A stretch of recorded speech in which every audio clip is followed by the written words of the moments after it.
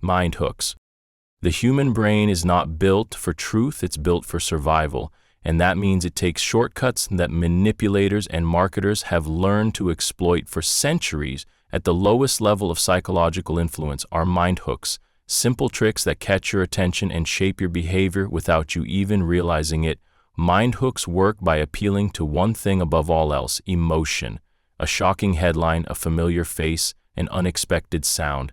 These things bypass your logical mind and speak directly to your instinctive responses when you click on a video, not because it matters, but because the thumbnail made you feel curious or afraid or outraged. That's a mind hook. When you feel compelled to finish a story just because it started with a question you didn't expect, that's a mind hook.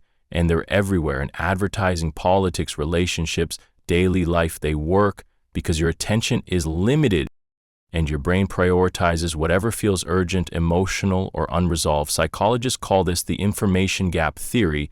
When you feel like you don't know something, your brain becomes obsessed with closing that gap, and that obsession can be used against you. If I tell you that most people fall for this one trick, your brain wants to know what that trick is, even if it turns out to be nothing special. That's how clickbait works. And once your attention is caught, it can be steered, manipulated, redirected to a belief, a purchase, a behavior that you didn't consciously choose. Mind hooks are not evil by themselves, but when they're used deliberately, they become the first step in changing how you think. Not with logic, not with force, but with subtle, irresistible pull. False choices. False choices are one of the most invisible forms of manipulation because they create the illusion of freedom while controlling your outcome entirely. They work by framing decisions in such a way that all the available options serve the manipulator's purpose, and the most dangerous part is that you rarely realize you're being cornered because it feels like you're making a decision on your own. The technique begins with limiting your perception of what's possible. If I tell you, would you rather be feared or loved? It feels like a philosophical question, but it hides a trick. It implies those are your only two options, but what if the real answer is neither, or both, or something completely different? That's the trap of false choices. They shrink your world and guide your behavior by defining the parameters of your reality without your consent. Marketers do this all the time. Would you like the standard package or the deluxe? It sounds like a decision, but both outcomes involve you making a purchase. The real third option, not buying at all, isn't mentioned, and when it's not mentioned, it's often not considered. In the heat of the moment, you assume the only valid path forward is one of the two options presented to you, and this trick scales from ads to relationships to politics. Parents use it too. Do you want to do your homework now or after dinner? It's still homework, but you feel like you got to choose. Manipulators weaponize false choices because they know people resist being forced, but we don't resist when we feel like we're choosing. And when you're stressed or tired or emotionally involved, you're even less likely to notice how the options are being rigged to benefit someone else. Here's where it gets darker. False choices are often paired with urgency to bypass your logical thinking. Do you want to help me, or are you just going to let me fail? No one wants to look selfish, so you choose to help, but the choice wasn't fair. It was built on emotional pressure and a binary that doesn't reflect reality. This trick also works in abusive dynamics, where you're asked, do you want to be with me or be alone? The suggestion being that your only alternative to staying in a toxic relationship is isolation and pain. And when you believe that, when you internalize that limited worldview, the manipulator doesn't have to trap you. You do it yourself. The moment you accept their framing is the moment your mental freedom begins to shrink. False choices can even change how you see yourself. People ask, are you a leader or a follower? Are you brave or afraid? Are you a thinker or a doer? And suddenly you're trying to fit yourself into a label instead of exploring the full spectrum of who you are. This oversimplification narrows your identity, and once you pick a side, everything else gets filtered through that choice. Even if that choice was never real, the way out of false choices is to pause every time you're given only two paths, especially when both paths benefit the other person. Ask yourself what's missing, what's not being said, what's the third option that no one mentioned, and then go deeper. Ask yourself, what emotions are being used to steer me right now? Is it fear, guilt, loyalty, love, shame? because emotion clouds logic, and manipulators count on that cloud to sneak their preferred outcome past your defenses. This trick is also used in group dynamics where leaders offer false dilemmas to polarize people. You're either with us or against us. You either support this decision or you're the enemy. And now people who just wanted to ask questions or explore alternatives are framed as threats. This not only stifles independent thought, but creates loyalty through fear. If questioning something means being labeled as the outsider, you stop questioning, and the manipulator's control strengthens. Politics uses this constantly. Are you for freedom or for chaos? As if those are the only two outcomes. Business environments do it too. Should we grow fast or be left behind? As if growth is the only measure of success. It's not always easy to spot false choices because they're dressed in logic. They feel like rational decisions. They're embedded in language, in tone, in timing, in social expectations, and the more emotionally invested you are, the harder it is to see past them. But every time you slow down and step outside the frame, you regain power. You begin to ask bigger questions. Why are these my only options? Who benefits from this framing? What values am I ignoring by choosing between these? And, most importantly, what's the decision I would make if I wasn't pressured right now? The twisted part of this trick is not just that it limits your choices, it limits your thinking. And when your thinking is boxed in, you become easier to predict, to guide, to control without ever realizing it. And that's the power of false choices. Not that they force you, but that they guide you to force yourself. Praise traps. Praise traps are psychological weapons disguised as compliments. They sound like kindness, they feel like validation, but their real purpose is control. Praise on its own isn't dangerous, in fact. We all need recognition, encouragement, a sense that our efforts matter. But praise becomes a trap when it's used, not to uplift you, but to shape you, to mold your behavior, to keep you in line. Manipulators use praise strategically. They praise the parts of you that benefit them, not the whole of who you are. And over time, that selective praise conditions you to seek their approval above your own. Let's say you're praised for always being available, so you keep sacrificing your time and your boundaries, let's say. They constantly compliment your patience, so you stay quiet when you're hurting. Let's say they say you're not like other people, you're so easy to talk to, and now you're afraid to show frustration, to push back, to stop performing, because doing so risks losing the very identity you've been praised for. And this is the heart of the trap. You begin shaping yourself around what they validate, not who you really are. You stop asking, what do I want? And start asking, how do I keep this praise coming? You stop being and start performing. Praise becomes your leash, and the praise trap deepens when it's paired with withdrawal. When you act outside of the version they like, suddenly the compliments stop. Suddenly you're difficult, too much, cold, unreasonable, and you feel the shift immediately. You miss their warmth, their attention, their admiration, so you try to return to the role they liked you in, the agreeable one, the helpful one, the silent one, and slowly you abandon yourself for the praise that once made you feel seen. And this kind of manipulation works especially well on people who were raised to equate love with approval. If you grew up earning love by being good, obedient, useful, then praise feels like survival, and someone who knows that about you can shape your world with a few well-placed words. Not all praise is manipulation, but the kind that only flows when you're useful or quiet or small is not about you at all. It's about them. It's about what they want from you, how they want you to behave, who they want you to become, and if you stray too far from that image, they pull the praise away and call it your fault. They say you've changed, you've become distant, cold, unrecognizable, but the truth is you just stopped performing. And they never liked the real you. They liked the version they could control. Another layer of the praise trap is identity reinforcement. The manipulator gives you a label. You're the smart one, the strong one, the loyal one. And at first it feels good, but eventually that label becomes a prison, because what happens when you need help and you're the strong one? What happens when you're confused and you're the smart one? What happens when you want to leave and you're the loyal one? Now you're trapped by your own image, and every choice you make is filtered through how it will look. Through their eyes, through the identity they've praised you into, and that pressure builds until You're no longer living for yourself, but for the role you've been cast in. Praise traps are also common in toxic workplaces or relationships, where compliments are weaponized to make you feel indebted. Your manager might say, "We couldn't do this without you." So when they ask you to work overtime, you feel guilty saying no. Your partner might say, "You're the only one who understands me." So when they lash out or cross a boundary, you feel like walking away would betray the connection they've praised you for. And this is the most twisted part. Praise doesn't feel like manipulation.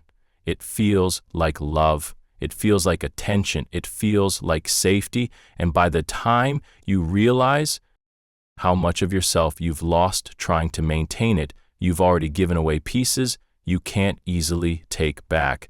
Breaking free from a praise trap means asking hard questions about who you are when no one's clapping. It means noticing which parts of you get rewarded and which parts get rejected. It means paying attention to how you feel after a compliment, not just what was said. Does it make you feel seen, or does it make you feel pressured? Does it allow you to expand, or does it box you in? Real praise doesn't come with strings. It doesn't disappear when you change. It doesn't punish you for being whole. Real praise supports you no matter which version of yourself you're stepping into, because it's not about control, it's about celebration. And the moment you stop needing their applause is the moment you get your freedom back. Urgency mind games. Urgency mind games are among the most manipulative psychological tricks because they take your ability to pause, think, and decide and replace it with panic.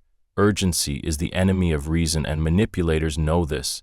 They know that if they can get you to believe time is running out, you'll ignore red flags, you'll make choices that benefit them, you'll surrender control without realizing it. This trick starts with manufactured scarcity and pressure, limited time offers, final chances, act now before it's gone forever. And this tactic is everywhere in marketing, in negotiations, in relationships, in toxic workplaces. It works by bypassing your prefrontal cortex, the part of the brain responsible for rational thinking, and pushing you into fight or flight. The logic becomes, I don't want to miss out, I have to act fast, and in that urgency, your judgment is clouded. A salesperson might say the deal ends today knowing it doesn't. Your partner might say, if you don't commit now, I'm walking away, knowing you're not ready. Your boss might say this opportunity is a once-in-a-lifetime chance, knowing it's not about your growth, but about their agenda. Urgency makes you reactive, not reflective. And when you're reactive, you become easier to control. Urgency also works through fear of loss, not just excitement. The manipulator might remind you what you stand to lose, not what you gain. They'll say things like, "This is your last chance to prove yourself," or "I'm not going to wait forever," or "If you really cared, you wouldn't hesitate." And those statements create a crisis in your mind, a now or never scenario that narrows your options and forces compliance because you're no longer choosing, you're responding to pressure. The twisted part is that urgency rarely reflects actual danger or actual stakes. It reflects someone's desire to override your boundaries and decision-making process. It reflects their need to keep you from thinking too deeply, from asking too many questions, from exploring other options. Urgency is also used to keep you in toxic cycles. The manipulator might provoke you, then demand a response right away. You don't get time to cool off, to reflect, to speak your truth calmly. They want you emotional, impulsive, panicked, because when you react from that space, you often say or do things they can use against you later. And that keeps you off balance, always chasing peace, always trying to fix things without ever addressing the real problem. Urgency mind games are especially effective when paired with praise or guilt. If someone says, "I need an answer now," and you've been trained to feel responsible for their happiness, you might cave just to ease the tension, just to keep the connection alive. But that's not a decision, it's a reaction. And every reaction born from panic leads you further from your truth. Manipulators also use countdowns, ultimatums, or false emergencies to trigger urgency, and it's designed to look like they're just being passionate or decisive, but it's really about denying you the space to think. Urgency is the tool of the pusher, not the guide. Guides offer time, space, clarity. Manipulators push, and the push always benefits them, not you. The way out of urgency mind games is stillness, a breath, a pause, a reminder that very few real decisions must be made in a moment. The more someone demands an instant answer, the more you should question their motive, the more pressure you feel, the more you must pull back and ask yourself, what's being hidden in this rush? What am I not being given time to see? Urgency is a fire, but you don't have to stand in it. You can step out, cool your mind, and choose from a place of truth, because any decision that cannot withstand reflection is a decision not worth making. The next time you feel rushed, ask, who does this pressure serve? And what would I choose if I wasn't afraid of missing something? Because what you're most in danger of losing is not the opportunity they're offering, but the clarity they're trying to steal. Blame shifting. Blame shifting is a psychological trick so twisted that it can make you feel like the villain in your own story, even when you're the one being hurt. It's not just about avoiding responsibility, it's about reversing it in a way that makes you question your memories, your motives, and your worth. Manipulators use blame shifting to protect their image, to keep control, and to make sure that every conflict ends with you apologizing, even when they're the one who crossed the line. They do this through subtle rewording, reframing, emotional redirection, and sometimes outright lies. But the real power of blame shifting doesn't lie in their words, it lies in your willingness to accept them over time. Blame shifting rewires your understanding of accountability. You start believing that your reactions are more harmful than their actions. If you get angry after they insult you, they'll say you're too sensitive. If you pull away after they betray you, they'll say you're giving up too easily. If you cry after they hurt you, they'll say you're manipulating them with your emotions. And suddenly the focus isn't on what they did, it's on how you responded. And now you're the one explaining, apologizing, defending, and they're the one watching silently while you tear yourself apart. This is not miscommunication, this is strategy. And it works because we are taught from a young age to avoid being the problem, to seek harmony, to self-reflect. So when someone close to us suggests we might be the issue, our instinct is to consider it. And that self-reflection becomes a weapon in the hands of a manipulator. They don't have to be right, they just have to be convincing. And they usually are, because they know your insecurities, they know your past, your soft spots, the parts of you that already wonder if you're too much, too broken, too emotional, and they press on those until you confuse guilt with truth. Manipulators often play the victim in their blame-shifting strategy. They'll say things like, I'm trying my best, I've been through a lot, or I can't believe you'd accuse me of that. And now you're the bad guy for pointing out their behavior, because how could you be so heartless, so unforgiving, so selfish? They shift the narrative so that your boundaries become attacks, your needs become demands, and your hurt becomes manipulation. It's psychological inversion, and it traps you in a loop where you constantly doubt yourself. The twisted part is that blame shifting doesn't always look aggressive. Sometimes it comes in the form of sadness, of disappointment, of silence that makes you feel like you broke something precious, and so you try to fix it by fixing yourself, and you never realize that the thing you're fixing was never yours to carry in the first place. In more toxic dynamics, blame shifting escalates to gaslighting. They deny what happened altogether, or accuse you of creating drama, or say things like, you're remembering it wrong, or that's not what I meant. And the moment you start doubting your memory, the game is over, because now they own the past. And if they control the past, they control the story. They also use blame shifting in arguments by deflecting attention away from their behavior and onto yours. If you bring up something they did, they immediately bring up something you once did. And now you're defending yourself instead of holding them accountable. They might say, maybe I was wrong, but you did this, or I wouldn't have done that if you hadn't. And suddenly it's not about them, it's about you, and you've lost. The ground you are standing on, breaking free from blame shifting, requires you to hold on to your version of events even when someone tries to rewrite them. It requires you to separate their discomfort from your wrongdoing. Just because they're upset doesn't mean you're at fault. Just because they're crying doesn't mean you caused harm. Just because they're disappointed doesn't mean you failed. It requires recognizing patterns, not moments. Is this a one-time misunderstanding or a repeated cycle where they never take responsibility and always make you the cause of the problem? Blame shifting leaves deep scars. It teaches you to mistrust yourself, to silence your voice, to question your truth. But healing begins when you start listening to your instincts again, when you write your own version of events without apology, when you stop fixing what you didn't break and start reclaiming what was always yours, your clarity, your courage, your truth. If someone can only stay close to you by making you feel like the problem, then their presence is not connection, it's control, and you deserve better than a love that only works when you forget yourself. Mirroring tricks. Mirroring tricks are among the most seductive and deceptive psychological tactics used to gain trust, connection, and influence. They work by reflecting your personality back at you so perfectly that it feels like you found your soulmate, your long-lost friend, your emotional twin. But what feels like a genuine bond is often a carefully constructed illusion. Manipulators use mirroring to bypass your defenses. They study you not out of interest, but out of strategy. They observe how you speak, what excites you, what angers you, what you value, and what you fear, and then they copy your language, your energy, your humor, your goals, and even your traumas. And because humans are wired to feel safe with what's familiar, you start to trust them deeply. And quickly you think they just get you in a way no one else ever has. Mirroring creates accelerated intimacy. You feel seen, understood, and accepted, not because they've truly connected with you, but because they've duplicated your identity.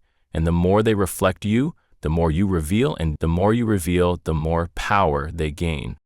Now they know your triggers, your weaknesses, your deepest desires, and they can use those to influence you later.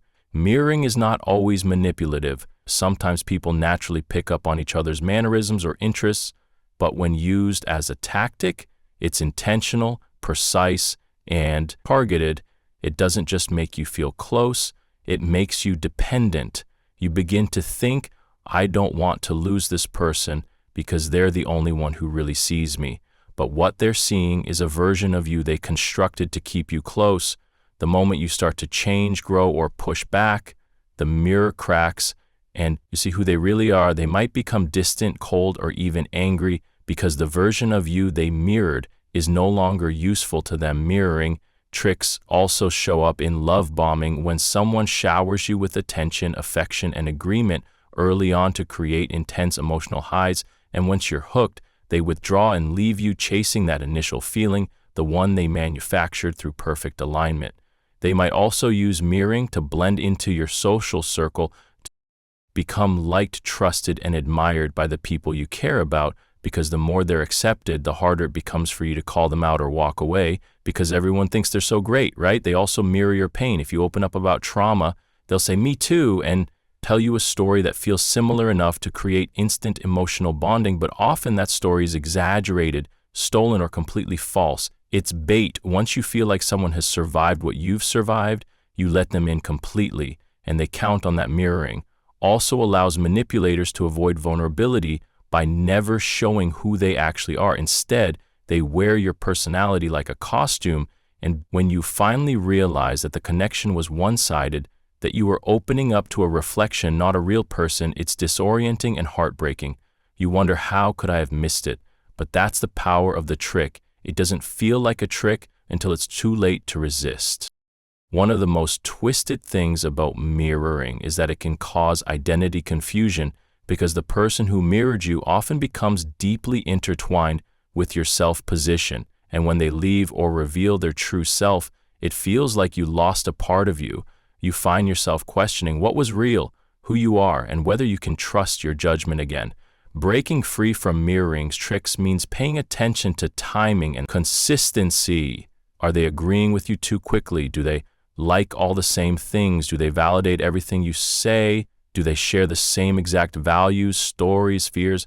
It might feel flattering, but true connection takes time and involves difference, disagreement, and independent thought. Relationships include growth, not just agreement.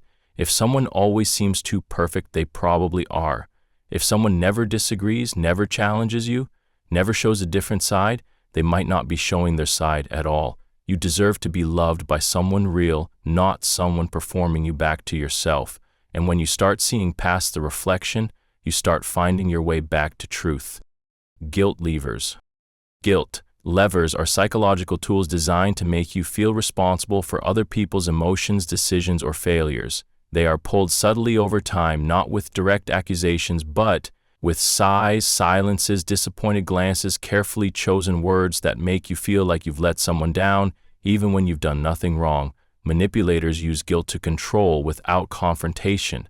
They don't have to raise their voice or set ultimatums. Instead, they plant seeds in your mind that grow into shame, anxiety, and self-blame.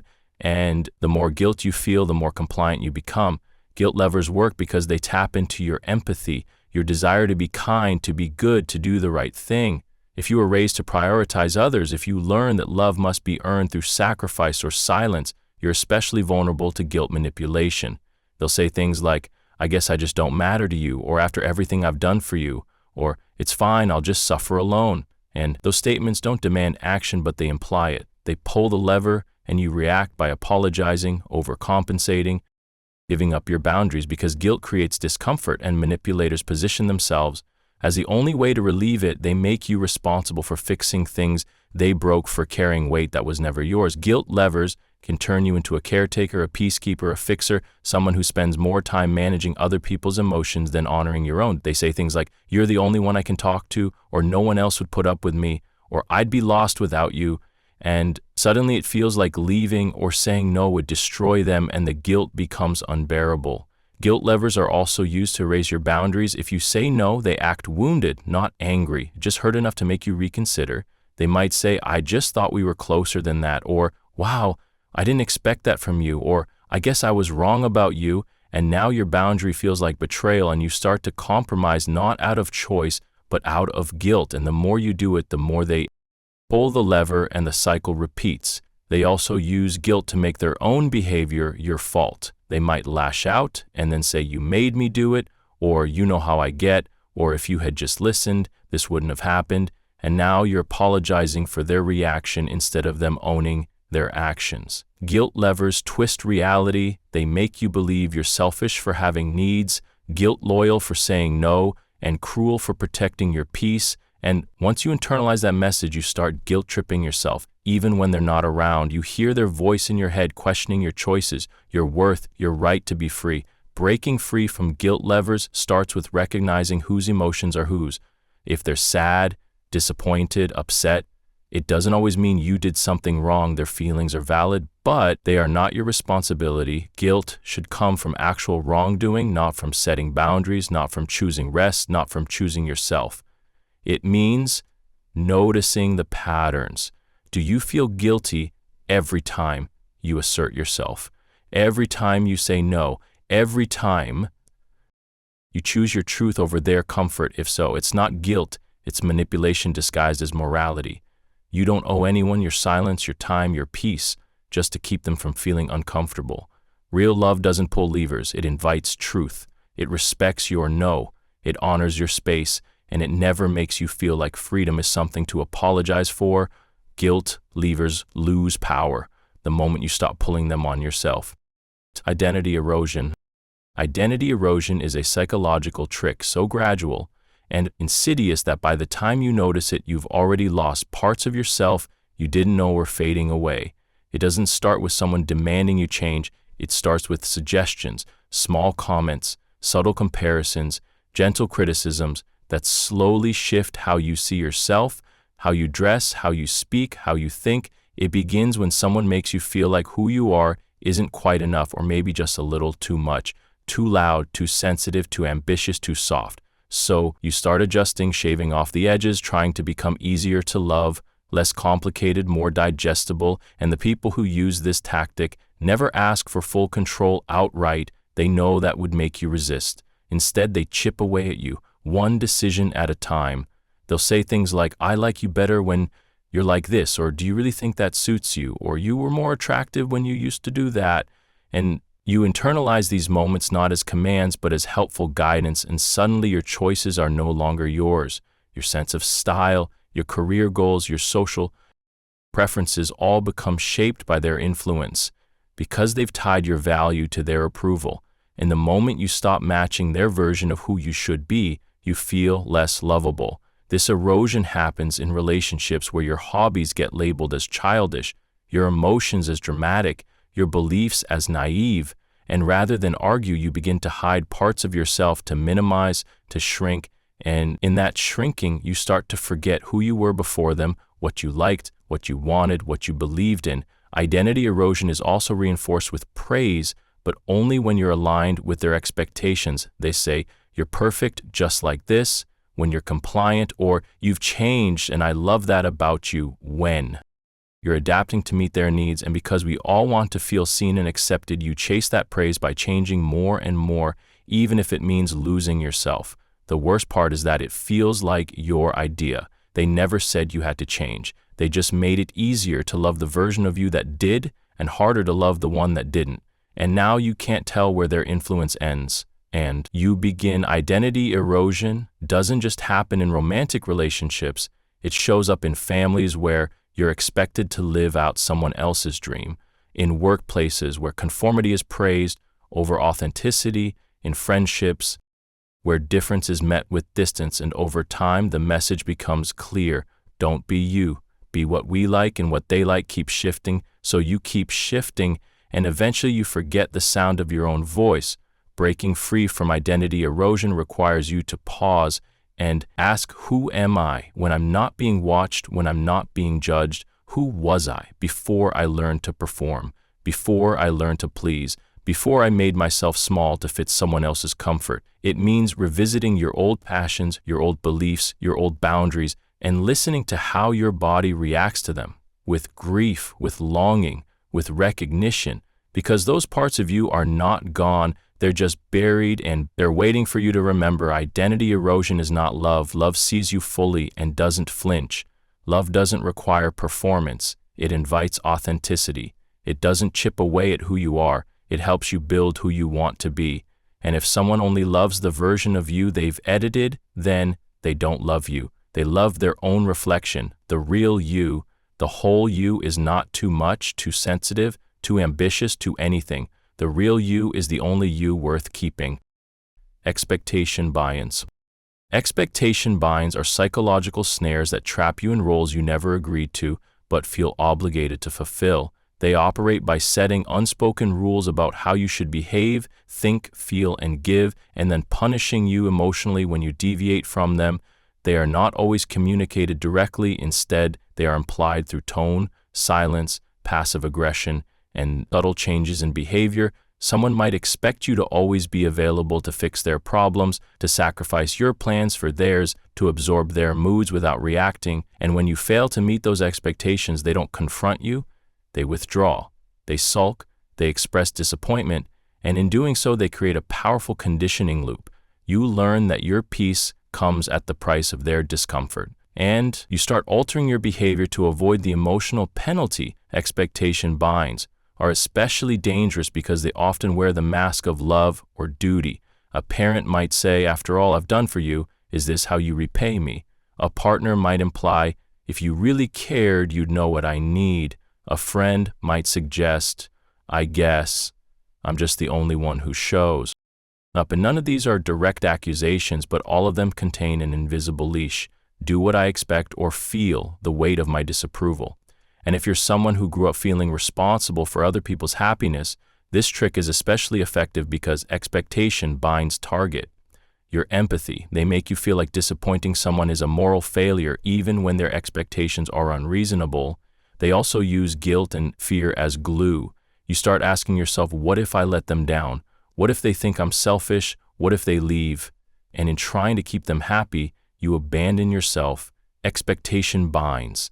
Don't just restrict your choices, they reshape your identity. You become the helper, the fixer, the strong one, the understanding one. And once that role is assigned, stepping outside, it feels like betrayal. You might think, I can't say no, I can't rest, I can't speak up because that would break the role I've been given. And the moment you do break it even slightly, the manipulator reminds you of how you've changed, how you've failed them, how you're not the person they thought you were, and now your desire to grow is met with disappointment rather than support. The most twisted part of expectation binds is that they're designed to feel like loyalty when really they're about control. True loyalty is freely given, not extracted under pressure. Breaking free from expectation binds requires clarity and courage. Clarity about what expectations are being placed on you and whether they align with your values, and courage to disappoint others in order to stay true to yourself. It means asking, who am I serving by doing this? Is it love or is it fear? It means setting boundaries and letting people react however they need to without taking on their emotions as your own. It means redefining your worth outside of how useful or agreeable or available you are, because you are more than your role, and anyone who only values you for what you provide isn't seeing the full you. Expectation binds fray, slowly over time with every no, every moment of self-honesty, every time you say, this is what I can give and nothing more. And if someone walks away because you stopped being who they expected you to be, let them, because love based on expectations is not love at all. It's performance. And you are not here to perform. You are here to be whole, to be honest, to be free. Power balancing. Power balancing is a psychological trick that operates under the surface of many relationships. It is not always loud or obvious. In fact, it often hides behind politeness, kindness, and routine. But at its core, power balancing is about establishing control not through dominance, but through subtle inequality. It works by constantly keeping one person slightly uncertain, slightly beneath, slightly dependent, while the other remains just out of reach and control of the dynamic. The person using this tactic may never say they have more power. They don't have to. Their actions speak for them. They make you wait for their responses. They give praise selectively. They reveal just enough about themselves to keep you interested, but never enough to make you feel secure. And that gap in security is exactly where the imbalance begins. Power balancing works because it creates an invisible hierarchy where your needs become negotiable, but theirs are treated as urgent, where your emotions are too much, but theirs require immediate attention, where your mistakes are magnified and theirs are minimized over time. This creates an internal script that says, I have to earn their attention. I have to be careful not to upset them. I have to keep proving my worth. And when you're in that mindset, you stop asking for reciprocity. You start accepting crumbs. And calling it a feast, this trick becomes more effective when paired with inconsistency. Sometimes they're warm, sometimes distant, sometimes generous, sometimes withdrawn. And this unpredictability keeps you chasing the version of them that made you feel seen, even if that version only shows up occasionally. And in chasing them, you lose touch with yourself. Another layer of power balancing is information control. They might demand emotional transparency from you while keeping their own feelings vague or inaccessible. They might ask where you're going, what you're thinking, how you're feeling, but when you ask them, you get silence, deflection, or just enough to keep you confused. And that uneven vulnerability gives them control because they know more about your inner world than you do about theirs. And in any imbalance of information, there's an imbalance of power. Power balancing also shows up in conflict resolution when disagreements arise.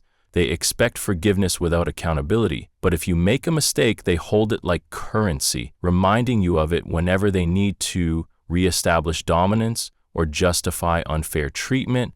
And because you want peace, you keep apologizing, not just for the mistake, but for existing in a way that inconvenienced them. One of the most twisted forms of power balancing is benevolent control, where the person isn't cruel, they're helpful, generous even, but their help always comes with a subtle price: your gratitude, your silence, your obedience. They might say, I did all this for you, or you wouldn't be here without me, and now you feel indebted. And that debt becomes the leash that keeps you from asserting yourself or leaving. The dynamic. Power balancing doesn't always involve one person doing harm.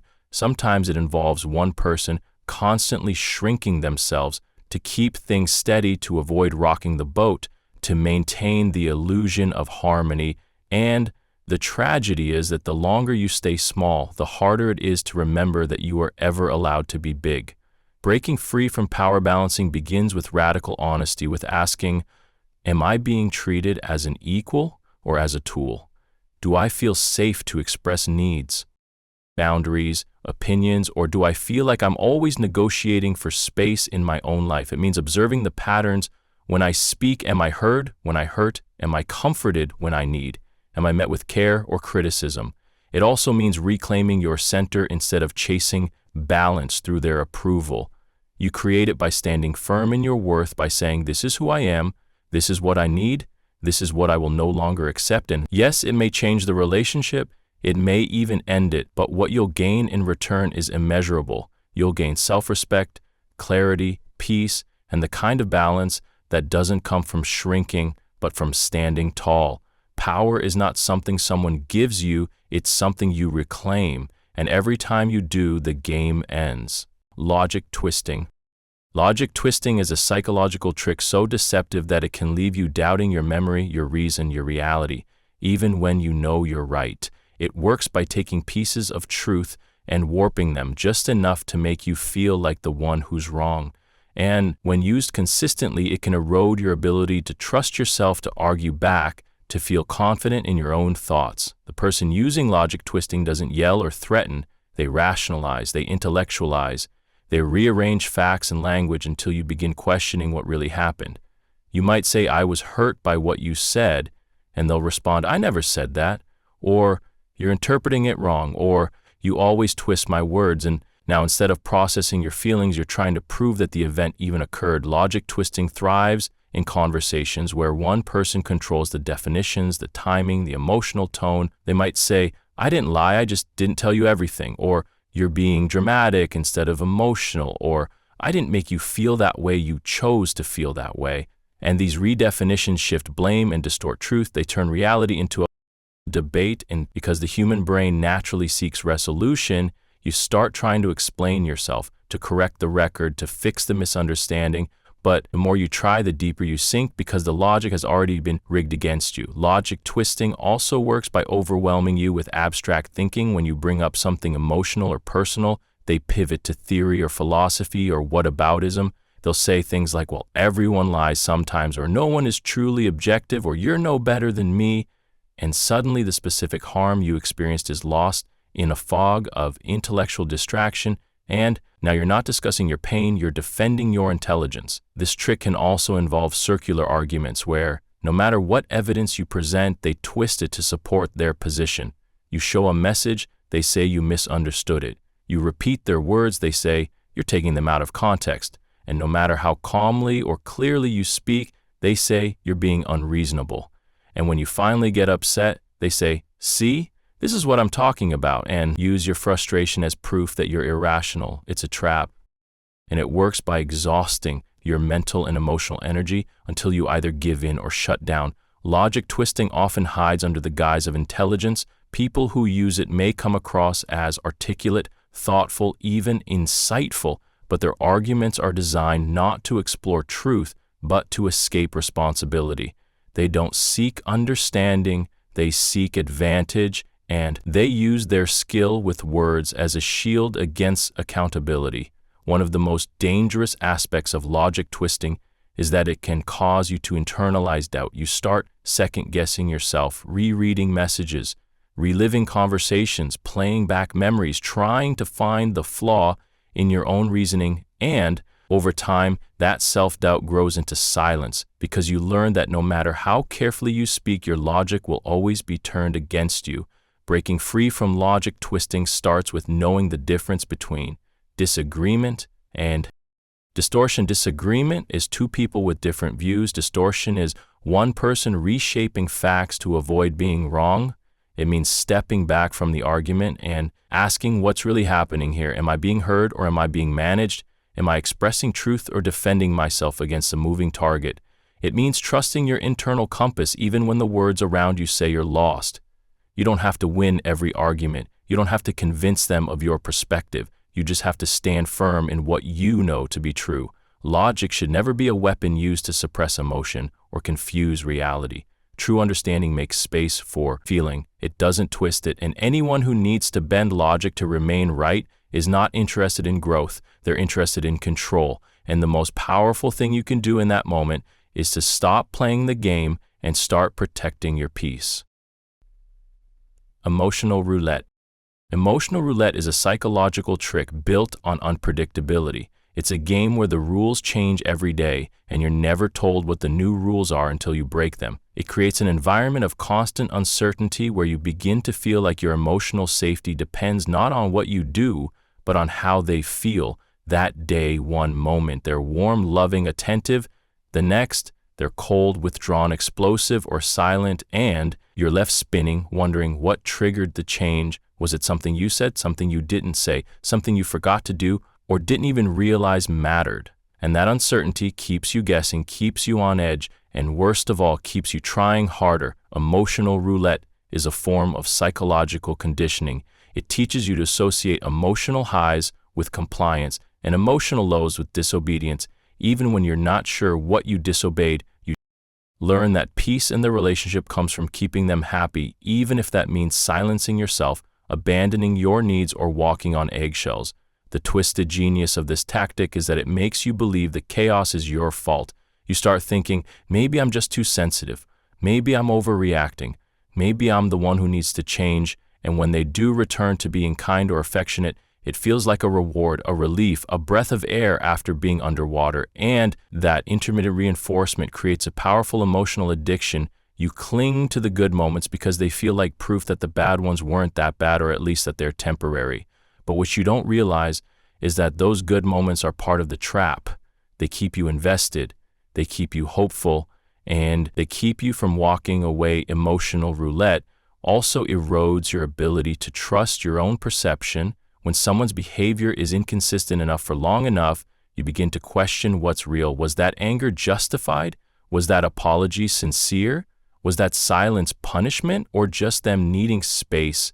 And now you're spending more time analyzing them than understanding yourself, and that imbalance deepens. The control emotional roulette is often framed as emotional complexity or being misunderstood, but in truth, it's a manipulation strategy rooted in power.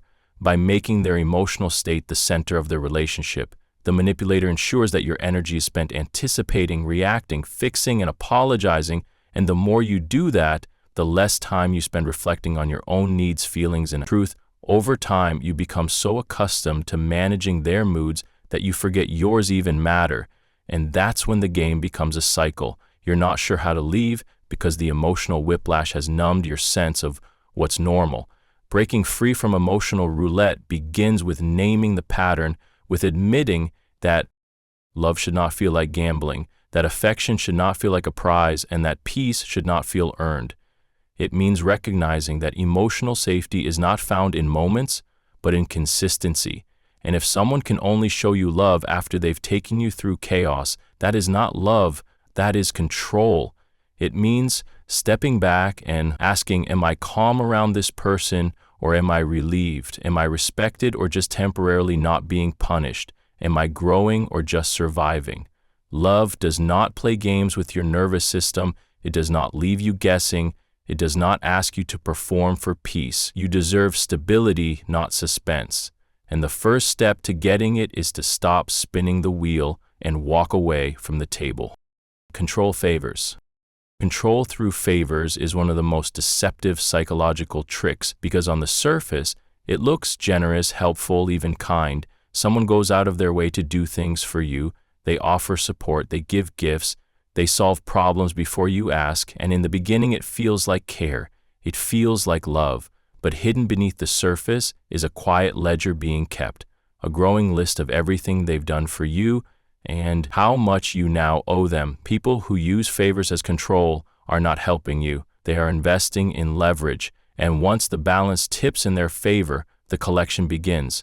They might not ask for payback immediately. They wait for the moment when saying no would feel ungrateful, when disagreeing would seem disrespectful, when leaving would feel like betrayal because of all the things they've done for you.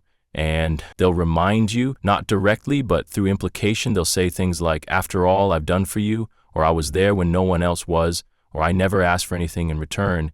And suddenly your choices are no longer free. They're shaped by guilt, by pressure, by the fear of being seen as ungrateful. This trick works best on those who value fairness, who hate the idea of being selfish, who were taught that love must always be returned in full. And manipulators know this, they count on it. They build a relationship not on mutual respect, but on transactional debt, where every act of kindness is a hook disguised as help. Control favors often escalate gradually at first. It's small things, a ride, a favor, a loan, but then they begin offering help you didn't ask for, solving problems you didn't share, and each unsolicited act creates a new string, a new expectation. They say, I did this for you, so you should do this for me. And the line between generosity and obligation disappears. Soon you're saying yes to things you don't want to do because you feel like you owe them, not because you chose to help. This dynamic is especially hard to recognize in families or romantic relationships because the idea of rejecting help feels like rejecting love. But true love does not keep score. It does not use giving as leverage. It does not treat favors as a contract. Control favors can also be emotional, not just practical. Someone listens to your problems, gives you advice, offers support, and then expects access to your life, your decisions, your time, as if emotional labor is something you must now repay. They might say, "I've been such a good friend," or "I'm always here for you," or "No one else understands you like I do." And those phrases sound loving, but what they really mean is, "You belong to me now," and that's not connection, that's control. Breaking free from this trick means learning to separate appreciation from obligation. It means being able to say thank you without adding a debt. It means noticing when help comes with strings, when generosity feels like pressure, when you feel less free after being given something than before. It means asking yourself, do I feel safe to say no? Do I feel free to leave? Do I feel like I can disagree without being reminded of what I've been given? If the answer is no, then you're not being helped, you're being managed, and your autonomy is being traded for someone else's comfort. The truth is, no one earns the right to control you by being kind. Real kindness is given, not loaned. It supports, not suffocates. It liberates, not entraps. And anyone who uses their help as a weapon was never offering love in the first place. They were offering a leash, and you don't owe them your freedom for what they gave you out of choice. Your worth was never something to be bought, repaid, or balanced. It was yours all along. Toxic comparisons. Toxic comparisons are psychological weapons dressed up as observations. They are delivered casually, often framed as harmless comments, meant to motivate you or provide perspective, but their true purpose is to erode your confidence and shift your sense of self-worth. These comparisons might sound like, "Why can't you be more like them?" Or "They never complain like you do," or "I'm just saying others handle it better." And in that moment, you stop feeling seen as an individual and start feeling like a failure against an invisible standard. Someone is always better, smarter, stronger, more patient, more desirable, and you are always not enough. Toxic comparisons are insidious because they create an impossible competition between you and someone you cannot access, someone you often don't even know well enough to question. You don't get the full picture of the person you're being compared to, just the curated version used to highlight your flaws, and that curated version is always winning, always behaving, always succeeding, while you feel yourself shrinking under the weight of unmet expectations. Manipulators use this tactic to create insecurity because insecure people are easier to control if they can convince you that someone else would be better in your place, better to love, better to trust, better to keep around you. Start working harder to earn what should already be freely given: their approval, their affection, their loyalty. You overextend trying to prove your value while forgetting you never had to compete to begin with. Toxic comparisons also drive wedge into your self-esteem by forcing you to internalize someone else's standards. You begin to hear their voice in your head saying, "Why aren't you more like her? Why aren't you stronger? Why do you always mess up?" And now the comparison isn't just external, it's become your own narrative. You begin to compare yourself to everyone around you, seeking validation while fearing rejection, and that constant scanning of others keeps you disconnected from your own truth, your own growth, your own worth. These comparisons aren't always direct. Sometimes they come in the form of praise for someone else said loudly enough for you to hear, like, "Did you see how well they handled that?" Or "I wish more people were like them." And while no criticism is spoken, the message is clear. You are not enough, not like them. This strategy also creates division in groups, within families, teams, relationships, by making people compete for favor. It's a divide and control technique.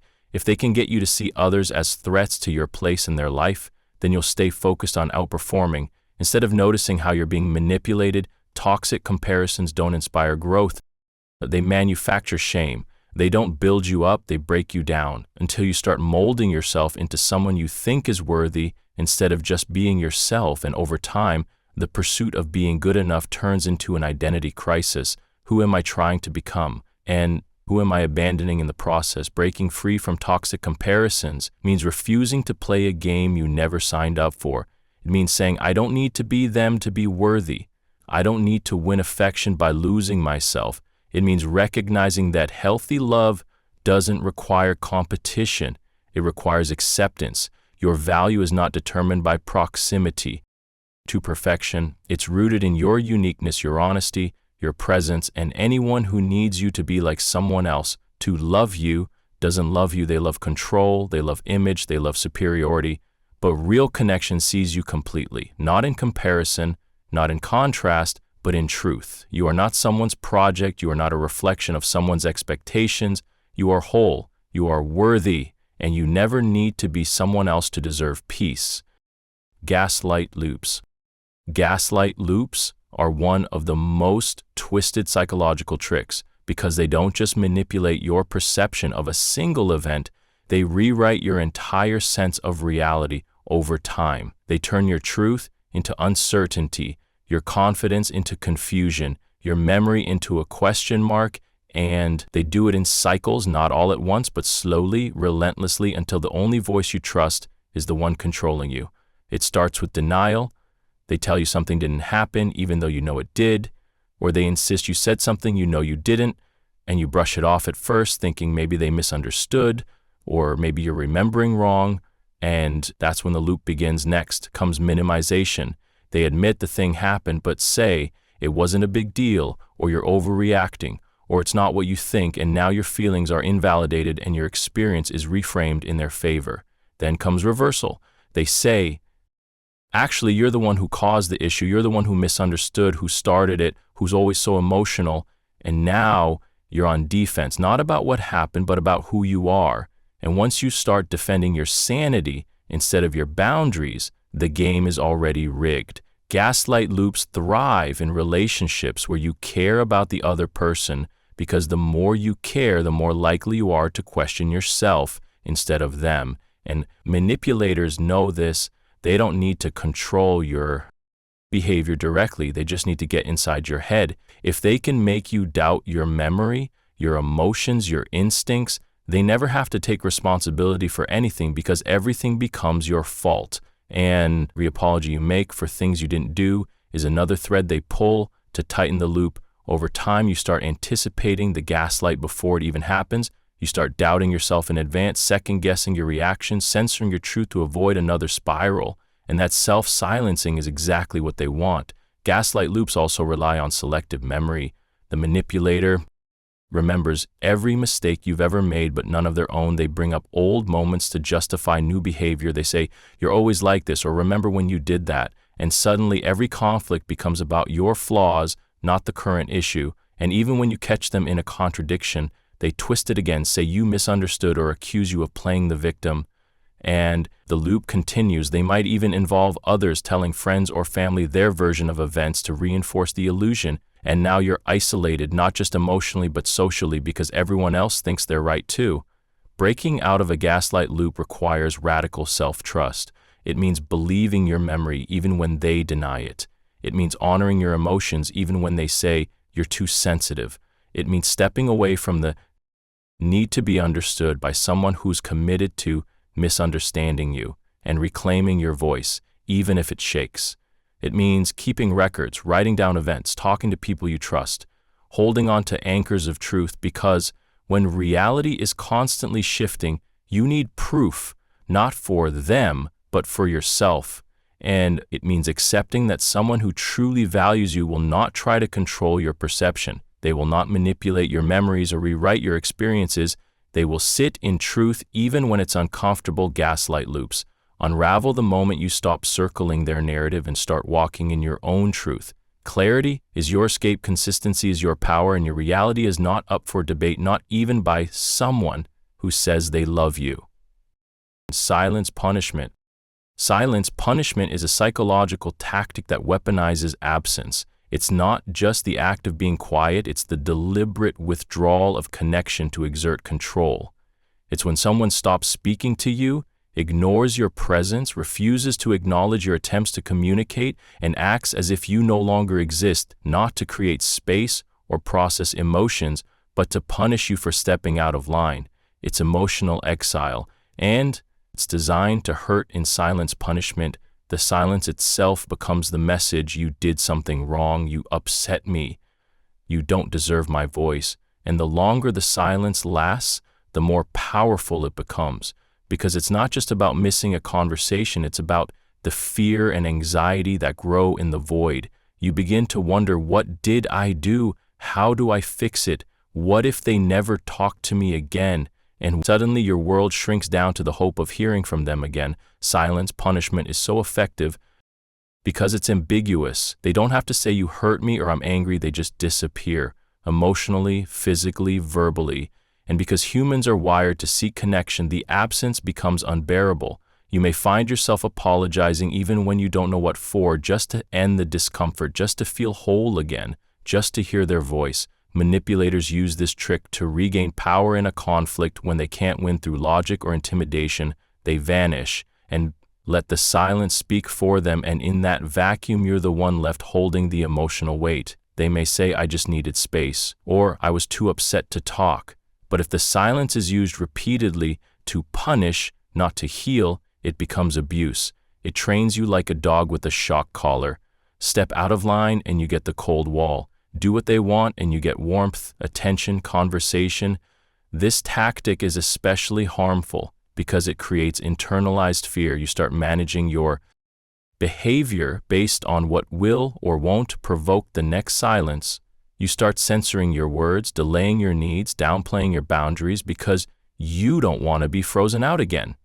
And that's how control is established, not through presence, but through absence. It also distorts your sense of accountability. When someone uses silence to punish you long enough, you start believing that your existence is conditional, that your worth is measured by how easy you are to keep around. You begin to chase their validation instead of your own voice, and you lose sight of the fact that communication is a two-way street. Silence, punishment can also trigger deep wounds, especially for those who have experienced abandonment, neglect, or emotional invalidation. It activates primal fear, the sense that love can be taken away at any moment. And that fear makes you chase reconciliation at the cost of your dignity, your truth, your autonomy. Breaking free from silence punishment starts with recognizing it as a tactic, not a reflection of your value. Someone refusing to speak is not proof that you've failed, it's proof that they are unwilling to engage in honest adult communication. It means choosing to sit in the silence without rushing to fix it. It means saying, I will not beg for connection. I will not apologize for having a voice. I will not trade my peace for temporary approval. It means surrounding yourself with people who talk through pain, not turn it into punishment, who speak instead of disappear, who understand that silence can heal when used with love, but destroy when used with power. Real love does not go quiet to control. It speaks to understand. It listens to connect, and if someone makes you feel like you have to earn their words every time you make a mistake, they are not loving you, they are managing you, and you deserve better. You deserve to be heard, even when there's conflict, especially when there's conflict, because love without communication is not love. It's silence with strings attached. Rewriting motives. Rewriting motives is a psychological trick that distorts not just what you did, but why you did it. It's when someone takes your actions, words, or intentions and reinterprets them in a way that suits their narrative, a way that paints you as the villain, the manipulator, the selfish one. Even when your heart was clear, even when your reasons were good, it's not just gaslighting why it happened, it's gaslighting why it happened, and it creates a kind of internal chaos where you begin to wonder not only if you were wrong, but if you were ever good in the first place. Manipulators use this tactic to stay in control of the story. If you speak up, they say you're trying to start a fight. If you set a boundary, they say you're punishing them. If you express a need, they say you're being demanding. And suddenly the focus shifts from what they did to how your reaction supposedly proves you're the problem. And because we live in a world where being seen as difficult or dramatic or manipulative carries shame, you start adjusting your behavior, not to be truthful, but to avoid accusation. You silence yourself to stay innocent in their eyes, and in doing so, you become a ghost of your own truth. Rewriting motives also shows up when you try to heal or grow. They say you're changing just to hurt them, or becoming distant because you don't care, or setting boundaries because you're being cruel. They twist your growth into abandonment, your strength into selfishness, your evolution into betrayal, and now you're stuck between becoming who you need to be and being who they want you to be to feel safe. People who rewrite motives rarely engage in honest dialogue. They don't ask why you did something, they assume. And then they assign intention. They'll say, I know why you really did that. Or, don't pretend you care, or stop acting like the victim. And they say it with such certainty that you start doubting yourself, you begin to question your own intentions, your own heart, your own history. And that's the trap. The more confused you are about your own motives, the easier you are to control, because now they get to define who you are, not you rewriting motives. Can also be public, not just private. Manipulators may tell others a twisted version of your actions, framing themselves as the misunderstood one, the hurt one, the one who tried so hard, and you as the cold, cruel, ungrateful one. And now you're not just fighting for clarity, you're fighting your own reputation. And that war is exhausting, but the most damaging part is what happens internally. You start filtering everything you do through the question, how will this be interpreted? Not what do I want, what do I need, what do I feel, but how can I do this without being misrepresented? And in that state of hypervigilance, you lose touch with your authenticity, with your freedom, with your joy. Breaking free from rewriting motives means reclaiming your narrative. It means saying, I know why I did what I did, and I don't need your permission to believe in it. It means trusting your process even when others don't understand it. It means surrounding yourself with people who ask before assuming, who listen before labeling, who understand that good intentions can still lead to hard outcomes, but that doesn't make you bad, it makes you human. It means letting go of the need to be seen as good and choosing instead to be real, because real is consistent even when misunderstood. And no one gets to write your motives but you, especially not someone who uses your truth as a weapon in their fiction. Your intentions were never the problem. Their need to control the story was. Charm armor. Charm armor is one of the most disorienting psychological tricks because it disguises manipulation behind likability. It's when someone uses charisma, friendliness, humor, or empathy as a shield to deflect accountability and to prevent others from questioning their behavior. They know how to light up a room. They know how to make people feel seen, heard, special. But underneath the warmth is a cold calculation. They don't charm because they care. They charm because it works. Charm armor makes it hard to believe someone could be harmful because they seem so nice, so helpful, so kind, and that's exactly the point. If they can convince you of their goodness on the surface, you'll hesitate to look deeper, you'll dismiss the red flags, you'll make excuses for the hurt they cause, you'll say things like, they didn't mean it, or they're going through a lot, or they've always been there for me. And now your loyalty is tied to their image, not their actions. People who use charm armor often have a public and private self, and the contrast is sharp. In public, they are adored, respected, admired. They're the ones others turn to, the ones no one suspects. But in private, they are dismissive, cold, controlling, sometimes cruel. And when you try to speak about what you've experienced, people don't believe you because it doesn't match the version they know. Charm armor also works by manufacturing dependency. They make you feel like you're lucky to have them, that their presence is a gift, their attention is valuable. And so when they begin to withdraw affection or act in manipulative ways, you're more likely to tolerate it because the cost of losing them feels too high. They've built their persona so carefully that it feels like a privilege just to be close to them, and you don't want to be the one who breaks the illusion. The brilliance of charm armor is that it keeps the focus on their personality instead of their patterns. You're so busy admiring how great they are with others, how smooth, how generous, how funny, that you forget to ask whether they're consistent, whether they respect your boundaries, whether their kindness is real or performative. And the moment you start to question them, they switch gears, they turn the charm back on, they flatter you, they validate you, they act remorseful, and it's enough to make you stay just a little longer, to give them another chance, and that cycle repeats until you start blaming yourself for expecting more, for feeling hurt, for asking for honesty. Charm armor also protects manipulators from consequences in communities, workplaces, families, because when the truth comes out, people defend the image, not the victim. They say things like, I can't believe that about them, or they would never do that, or are you sure you're not overreacting? And now not only are you dealing with the harm they cause, but with the added pain of isolation and disbelief. Breaking free from charm armor means trusting your experience over their presentation. It means asking, how do they treat me when no one is watching? Do their words match their actions? Do they apologize when they're wrong or charm their way around it? It means not confusing charisma with character, because someone can make you laugh and still make you cry. Someone can be generous and still be manipulative.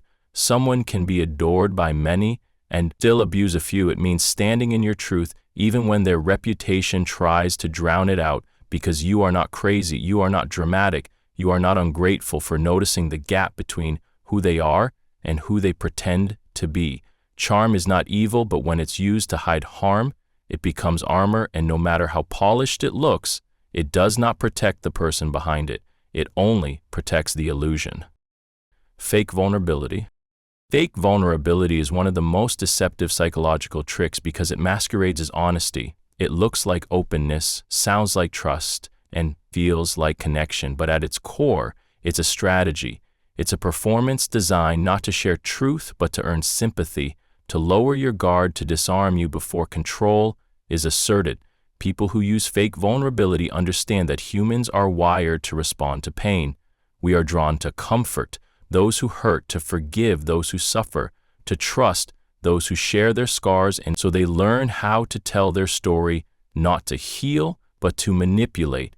They'll talk about their trauma, their losses, their insecurities, their failures, and while the content may be real, the intention is not. Their vulnerability always comes at the right moment, when they've been caught in a lie, when they've hurt you, when they sense you pulling away, and suddenly they open up, not to connect, but to redirect. Now, instead of holding them accountable, you're comforting them. Instead of leading, you're leaning in. Instead of setting boundaries, you're feeling sorry for them.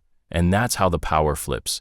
Fake vulnerability creates an emotional detour where your pain becomes secondary to theirs, where your needs are postponed because they're going through something, where your anger is replaced with guilt because they cried, they shook, they said no one else understands them, and suddenly you're back in their orbit. Even though your gut was ready to go, they may say things like, "I've never told anyone this before," or "I'm just really broken," or "You're the only person I can talk to." And while those phrases can be genuine, they're also frequently used as tools. When timed too perfectly and repeated too often, it's not vulnerability, it's manipulation. Another sign of fake vulnerability is how it's used afterward. If someone shares something raw and then expects access, obedience, or forgiveness, as a result, it wasn't a gift, it was a trade. They'll say things like, "After what I told you, how could you question me?" Or, "I thought you understood me," or, "I trusted you." And you're made to feel like setting a boundary is betrayal, like not excusing their behavior is cold, like asking for space is affection.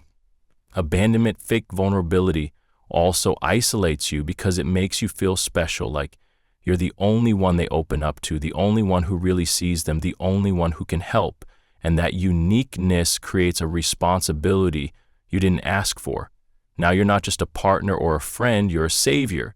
And saviors don't walk away, even when they're drowning. Fake vulnerability also lacks follow through. Real vulnerability leads to growth, change, repair. But fake vulnerability just leads to more chaos, more apologies, more promises, more cycles. The story stays the same. The behavior never shifts. The tearful confessions become routine, and your hope becomes the leash that keeps you tied. Breaking free from fake vulnerability requires discernment. Not every tear is a truth. Not every confession is a connection. Not every story is sacred. If it's used to silence you, manipulate you, or keep you from leaving, it's not intimacy. It's a tactic. It means asking, does this person change after they open up, or just expect more from me? Do they use their pain to connect or to control? Do I feel closer to them or more responsible for them? It means trusting your gut even when their voice shakes, even when their pain is real, because real pain does not give someone permission to harm you, and real vulnerability is about sharing, not shifting blame. It means knowing you can be empathetic without being exploited, and that love that requires constant forgiveness without accountability is not love, it's emotional blackmail. You deserve connection rooted in truth, not performance and accountability, not excuses and mutual care, not martyrdom. And anyone who fakes softness to stay in power was never trying to be seen, only to stay in control. Guilt traps. Guilt traps are psychological snares designed to make you feel responsible for someone else's emotions, decisions, or well-being. Even when you've done nothing wrong, they are manipulative tools that twist your sense of morality, turning your desire to be good, kind, and fair into a weapon that can be used against you. Guilt traps don't always sound harsh or aggressive. In fact, they often come wrapped in sadness, disappointment, or quiet withdrawal. Instead of saying, "You're wrong," they say, "I'm just hurt." Instead of saying, "Do this for me," they say, "I guess I can't count on anyone." And instead of saying, "You're selfish," they say, "I thought you were different." And suddenly you're no longer responding to logic, you're responding to shame, guilt, traps. Exploit your empathy. If you care about people, they know they can use that care to influence your choices. They don't have to force you to stay, to help, to give. They just have to make you feel like leaving, helping less, or saying no would make you a bad person, a bad friend, a bad child, a bad partner. And because you don't want to be those things, you comply not out of desire, but out of emotional obligation. You say yes when you want to say no. You apologize even when you're not wrong. You offer time, money, energy you don't have just to escape the guilt. Manipulators who use guilt traps are not always consciously aware of what they're doing. They may truly feel hurt, abandoned, disappointed, but instead of processing those feelings honestly, they use them to steer your behavior. They rely on your discomfort to do the work for them. And because guilt is such a powerful emotion, you often don't realize you're being steered until you're deep in a pattern of self-sacrifice. Guilt traps can also show up as martyrdom. They'll say things like, "I do everything for you," or "I guess I'm the only one who cares," or "Don't worry about me, I'll just suffer quietly." And those statements create a dynamic where any boundary you set, any self-care you pursue, any time you take for yourself feels like betrayal. Their suffering becomes your debt, and your freedom becomes the currency used to pay it off. Another layer of guilt traps is the rewriting of history. When you bring up a valid issue, they counter with something they did for you in the past, like, "After all, I done for you," or "I was there when no one else was." And now, instead of discussing the problem, you're being reminded of your emotional balance sheet, where you always owe and never break even. Guilt traps work best when they isolate you, when you start to believe that no one else would put up with you, care for you, support you like they do. And if you leave, if you stand up for yourself, if you break the cycle, you'll be abandoning the only person who ever really cared. But that's the lie. Real care doesn't require sacrifice at the expense of self. It doesn't rely on emotional debt. Breaking free from guilt traps means learning to distinguish between guilt and responsibility.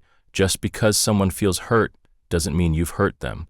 Just because someone is struggling doesn't mean it's your job to fix it. It means learning to sit with the discomfort of being misunderstood without rushing to fix it by betraying yourself. It means saying, "I can care about you and still say no. I can love you and still have limits. I can show up for you without disappearing for myself." It means recognizing when guilt is being used as currency and refusing to trade your peace for someone else's control. Guilt is not a sign that you've done something wrong. It's a signal that you care, and when someone uses that care to control you, that's not love, that's manipulation. You are not responsible for managing someone else's emotions, especially when those emotions are designed to cage you. And anyone who needs you to feel guilty to feel close to them isn't offering connection, they're offering a trap disguised as love. Praise poison. Praise poison is a psychological trick that disguises control as a compliment. It's when someone builds you up in a way that sounds encouraging but subtly creates pressure, conformity, or dependence. It begins with flattering words, words you've always longed to hear, words that make you feel seen, admired, even special.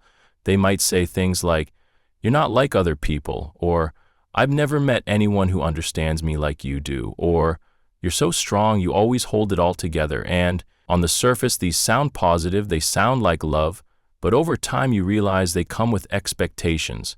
Now, you're not just a person, you're a role, a symbol, a standard, and to maintain the praise, you have to keep playing the part, praise poison works because it hits your deepest insecurities and pornography. Needs it tells you that you're good, that you're wanted, that you're valued, but only under certain conditions. You're amazing. As long as you agree with me, you're special. As long as you don't challenge me, you're perfect. As long as you don't need anything from me, yourself, the moment you step out of the role they've assigned, the praise stops, or worse, turns into criticism, and the fall from being idealized to being blamed is sharp, painful, disorienting. People who use praise poison often create an identity for you and then expect you to inhabit it forever. They might call you strong, so you'll never express weakness. They might call you selfless, so you'll never set boundaries. They might call you different, so you'll never challenge the status quo. And if you do, they say you've changed or accuse you of being fake or disappointing. And suddenly you're not being complimented anymore. You're being punished for growing. Praise poison creates internal pressure to perform not for yourself, but for someone else's comfort. You start to fear failure, not because you're afraid to fail, but because you're afraid to fall from grace, afraid to lose the approval you were given, afraid to be ordinary in the eyes of someone who once made you feel extraordinary. And so you hide parts of yourself. You pretend you're okay when you're not. You push yourself harder, take on more, become smaller or louder, depending on what they loved most about you. And in the process, you lose authenticity, you lose rest, you lose self-praise. Poison can also isolate you from others because it often elevates you above them. You're not like those people, they say, and that creates separation. Now you feel like you have to maintain superiority in order to stay valued. You can't be vulnerable, you can't admit mistakes, you can't ask for help, because the pedestal you were placed on is also a cage. Breaking free from praised poison means separating your worth from performance. It means recognizing when a compliment is actually a constraint, when admiration is actually manipulation. It means asking, does this praise allow me to be fully human, or does it ask me to be a version of myself that only exists for their benefit? It means reclaiming your right to grow, to change, to have bad days, to be wrong, without fearing the loss of love. It means surrounding yourself with people who see you not as a role, but as a person, not as a projection, but as a presence, not as a standard, but as a soul. Praise should feel freeing, not confining, uplifting, not conditional, encouraging, not transactional. And anyone who praises you only when you fit their needs is not complimenting you, they're conditioning you, and you don't have to live for their image of you when you are already enough in your own truth. Sabotage care. Sabotage care is a psychological trick that hides destruction inside the illusion of help. Is when someone claims to be looking out for you, supporting you, protecting you, while subtly undermining your progress, your confidence, your autonomy. It looks like concern, sounds like love, but feels like control. And the more you accept it, the more you start questioning yourself, not because you're wrong, but because their version of care slowly convinces you that you're incapable of sabotage. Care often begins with small intrusions disguised as support. They offer to handle something for you because you seem stressed. They discourage you from taking a risk because they don't want you to fail. They point out flaws in your decisions not to hurt you, but to help. And when you resist, they say, I'm just being honest, or I just care about you too much to stay silent. And that sounds loving, but the result is disempowering. You start second-guessing your choices, avoiding challenges, downplaying your dreams, because the person who says they care also says you can't trust yourself. People who use sabotage care position themselves as the expert on your life. They know what's best. They know what will go wrong. They know what you need even when you don't. And that belief in their superiority allows them to dismiss your instincts, criticize your plans, and insert themselves into your growth process under the banner of love. Sabotage care also works by creating dependence. If you let them help, they'll always help, but in a way that leaves you a little weaker each time, a little more reliant, a little less sure of what you can do alone.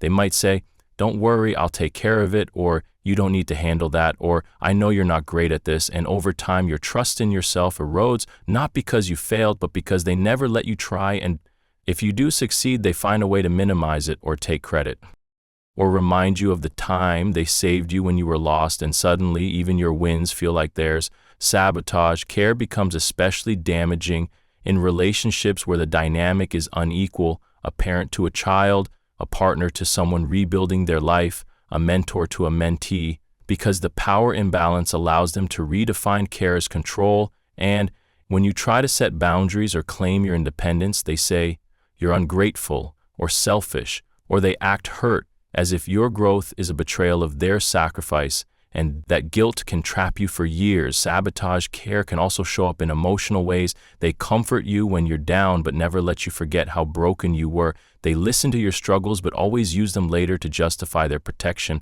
They encourage vulnerability but use what you share to reinforce the idea that you're too fragile to handle life alone, and you start to believe it. You start to shrink into the version of yourself they think you are not the one you're trying to become. Breaking free from sabotage care requires ruthless clarity. It means asking, is this person helping me or managing me? Does their support make me stronger or more dependent? Do they celebrate my independence or fear it? It means learning to say, I appreciate your concern, but I trust myself. I may fall, I may fail, but I get to learn, I get to grow, and I get to own my path. It means recognizing that real care empowers, it holds space without holding you back, it supports without suffocating, it lifts without chaining, and anyone who claims to care while quietly dismantling your confidence is not loving you. They're limiting you. You don't need to be rescued, you need to be respected, and the only person who should have authority over your growth is you. Threat kindness. Threat. Kindness is a deeply manipulative psychological trick that uses kindness not as a gift, but as a threat. It sounds generous, feels comforting, and appears loving, but it carries an invisible condition. Be who I want you to be, or this kindness goes away. It's not kindness at all, it's a form of control dressed in affection, and the more you rely on it, the more trapped you become, because it's not your loyalty they want, it's your obedience. Threat kindness begins with generosity. They shower you with attention, gifts, support, affection, and it feels genuine at first, like you finally found someone who sees you, who values you, who wants to give without taking. But then you step out of line, you say something they don't like, you assert a boundary, you express an independent thought, and suddenly the warmth fades, their tone shifts, their presence disappears. They become cold, distant, or passive-aggressive, and you're left wondering what happened. So what changed? The answer is you didn't obey. Threat kindness isn't about making you feel loved, it's about making you fear the loss of that love. So you'll comply, you'll stay small, you'll stay silent. People who use threat kindness create emotional conditions without ever saying them out loud. They don't say, obey me or else, but they show it through withdrawal, through subtle punishments, through silence or guilt or disappointment. And now you're not behaving because it's right, you're behaving because you don't want to lose what they give you. Threat kindness also turns intimacy into leverage. They'll say, I've done so much for you, or I was there when no one else was, or don't forget how much I've helped you. And those reminders aren't gratitude, they're warnings, they're emotional IOUs designed to remind you what you stand to lose if you stop playing the part you've been assigned. Threat kindness conditions you to fear independence, because every act of autonomy feels like a risk. What if I say no and they leave? What if I change and they stop caring? What if I speak up and they withdraw? And soon you're making decisions not based on what's best for you, but on what will preserve their approval. Threat kindness can be even more subtle in some relationships. It looks like them always being the bigger person, always forgiving, always giving you space, but only as long as you don't push too far. The moment you ask for more, the moment you expect reciprocity, the moment you want something different, the kindness vanishes. And what's left is the threat, the reminder that everything you had was conditional. Threat kindness also weaponizes your reputation. They've been so good to you that if you ever speak up, you'll look ungrateful. If you ever leave, you'll be judged. If you ever expose the truth, you'll be the one who looks cruel. And so you stay silent, not because everything is fine, but because everyone else believes it is, and your pain becomes invisible. Threat kindness is so effective because it keeps you confused. How can someone who gives so much also take so much? How can someone so loving also be so punishing? And that confusion is the trap. The truth is real. Kindness doesn't vanish when you assert yourself. It doesn't evaporate when you change. It doesn't turn cold when you grow. Breaking free from threat Kindness means recognizing the price you're paying for the illusion of safety. It means asking, does their kindness come with freedom or with fear? Do I feel secure or just careful? Am I accepted or just tolerated as long as I comply? It means reclaiming your right to be loved without terms, respected without performing, valued without being controlled. And it means learning that kindness is not a contract, it's a choice. And if someone uses it to keep you in line, it was never kindness at all. It was control in disguise. And you don't have to live your life afraid of losing something that was never freely given. Or shifting blame. Shifting blame is a psychological trick that turns every conflict, every mistake, every uncomfortable truth into your fault, even when it's not. It's not just about avoiding responsibility, it's about redirecting the spotlight, twisting the narrative until the person who caused harm becomes the victim and the person harmed becomes the problem. It's a tactic that keeps you apologizing, questioning, defending yourself instead of standing in your truth. Manipulators who use shifting blame are experts at narrative control. They don't say, I was wrong. They say, you made me do it. They don't say, I hurt you. They say, you're too sensitive. They don't say, I crossed a line. They say, you're overreacting, or you're always starting drama. And slowly you begin to internalize the story they want you to believe, that you're the cause of the chaos, that your emotions are the issue, that your memory is unreliable, and that your pain is just another inconvenience they have to manage. Shifting blame starts small. A joke that stings, a broken promise, an angry outburst. And when you bring it up, they deflect, they change the subject, they bring up something you did last week, last month, last year, and suddenly the conversation is no longer about what happened. It's about you and your failures and your flaws. And now you're defending your character instead of addressing the issue. They don't have to win the argument, they just have to change it enough that you forget what you were upset about in the first place. Shifting blame also thrives in moments of vulnerability. When you open up about something that hurt you, they twist it into an accusation. They say, so now I'm the bad guy, or you're always attacking me, or nothing I do is ever good enough, and your attempt at honesty becomes another reason to feel guilty, and instead of resolution, you end up apologizing for how you brought it up, for your tone, for your timing, for being difficult. They've escaped again without ever having to reflect or change. People who shift blame also tend to rewrite history. They remember the version of events that favors them and discard the rest. And when you try to correct them, they accuse you of twisting things, of making stuff up, of holding grudges. And the more this happens, the harder it is to trust your own memory, your own instincts, your own voice. Shifting blame isn't just a defense mechanism. It's a form of emotional manipulation that keeps you walking on eggshells, always trying to avoid being the problem, always trying to fix things that aren't yours to fix. It creates an environment where growth is impossible because one person is always right and the other is always wrong. And the only way to keep the peace is to accept blame you don't deserve. Breaking free from shifting blame requires radical honesty. It means asking, whose responsibility is this? Whose behavior caused this pain? Whose choices led to this moment? And being willing to sit with the answer even if someone else won't. It means saying, I am not the cause of your choices. I will not carry the weight of your actions. I refuse to be the villain in a story you created to avoid accountability. It means keeping records, writing down events, finding anchors of truth that you can return to when the gaslighting sets in. And it means surrounding yourself with people who own their mistakes, who listen when they hurt you, who see conflict as a chance to connect, not a chance to dominate. Shifting blame is not a reflection of your failure. It's a reflection of someone else's refusal to grow. And the moment you stop accepting the guilt they throw at you is the moment you start reclaiming your power. You don't have to keep apologizing just to be loved. Real love holds responsibility, not just affection. Real love doesn't hide behind blame. It meets truth face to face and heals from there. Emotional roulette. Emotional roulette is a psychological trick that keeps you constantly guessing, constantly off balance, constantly unsure of where you stand. It's when someone's moods shift without warning, their reactions change with no pattern. Their affection and anger seem to spin like a wheel, and you never know what version of them you're going to get today. It creates a state of anxiety where the emotional climate is always unpredictable.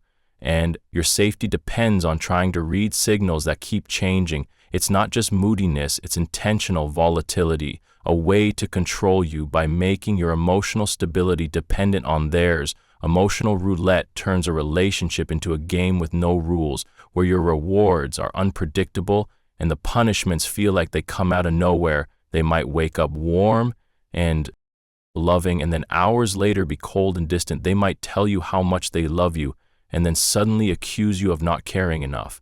They might laugh with you one minute and explode at you the next. And each time you think you've figured out the pattern, the wheel spins again, and you're back at zero. And the worst part is that they often act like their reactions are normal, like you're the one being overly sensitive or paranoid. They say, "I didn't mean it that way," or "Why are you making such a big deal out of nothing?" or "You're too emotional," and because you're already questioning your perception. Their denial starts to feel like truth. Emotional roulette creates hypervigilance. You become emotionally alert, scanning their tone, their expression, their silence for clues, trying to predict the next turn, trying to avoid the next outburst. You adapt, you shrink, you apologize preemptively, you walk on eggshells, not because you're wrong, but because you're trying to survive. It also destroys your trust in your own emotional responses. You begin to doubt whether your sadness, anger, fear, or confusion are valid. You start wondering, maybe it's me. Maybe I'm too reactive. Maybe I need to try harder. And that's exactly how they win. They don't need to dominate you physically. They just need you to keep spinning emotionally until you don't trust yourself anymore. Emotional roulette is designed to train you. It rewards compliance with affection and punishes independence with withdrawal or rage, and that cycle becomes addictive. Because the highs are so high when they're kind, it feels euphoric, validating, like everything is finally okay, and so you chase that version of them, hoping that if you're good enough, careful enough, loving enough, it will stay. But it never does, because it's not about your behavior, it's about their need for control. Breaking free from emotional roulette means recognizing the difference between emotional depth and emotional instability. Real connection involves emotional honesty, not volatility. It means asking, am I constantly anxious in this relationship? Am I losing myself trying to keep them happy? Am I being loved or managed? It means understanding that love should not feel like a guessing game, and that consistency is not too much to ask. It means choosing peace over intensity, even if that means walking away from a connection that once felt magnetic, and it means rebuilding your inner sense of stability, finding safety in your own emotional truth, anchoring yourself in clarity rather than chaos. Emotional roulette is not love. It's emotional manipulation designed to keep you spinning just fast enough that you never stop to realize you're standing still. You don't have to keep playing their game. You can step off the wheel and into your own grounded peace, where love doesn't shift like weather, and your heart doesn't have to brace itself every morning just to be okay. Control gifts. Control gifts are a psychological trick where giving is used not to express love or generosity, but to exert power. It's when someone gives you something, money, favors, opportunities, material items, or even emotional support, and then attaches invisible strings to it. Strings that are meant to keep you in their debt, to buy your silence, your loyalty, your obedience. It may look like kindness on the surface, but underneath it's a transaction, a quiet contract that says you owe me now. And when you accept the gift, you don't just take the object, you take the burden. People who use control gifts don't always announce their expectations up front. They might say, "I just wanted to help," or "You deserve this," or "It's nothing, don't worry about it." But later, when you try to assert yourself, when you say no, when you make a choice they don't like, the gift becomes leverage. They say, "After everything I've done for you," or "I guess you've forgotten who was there for you," or they withdraw support completely, and you realize it was never freely given, it was a purchase, and you were the product.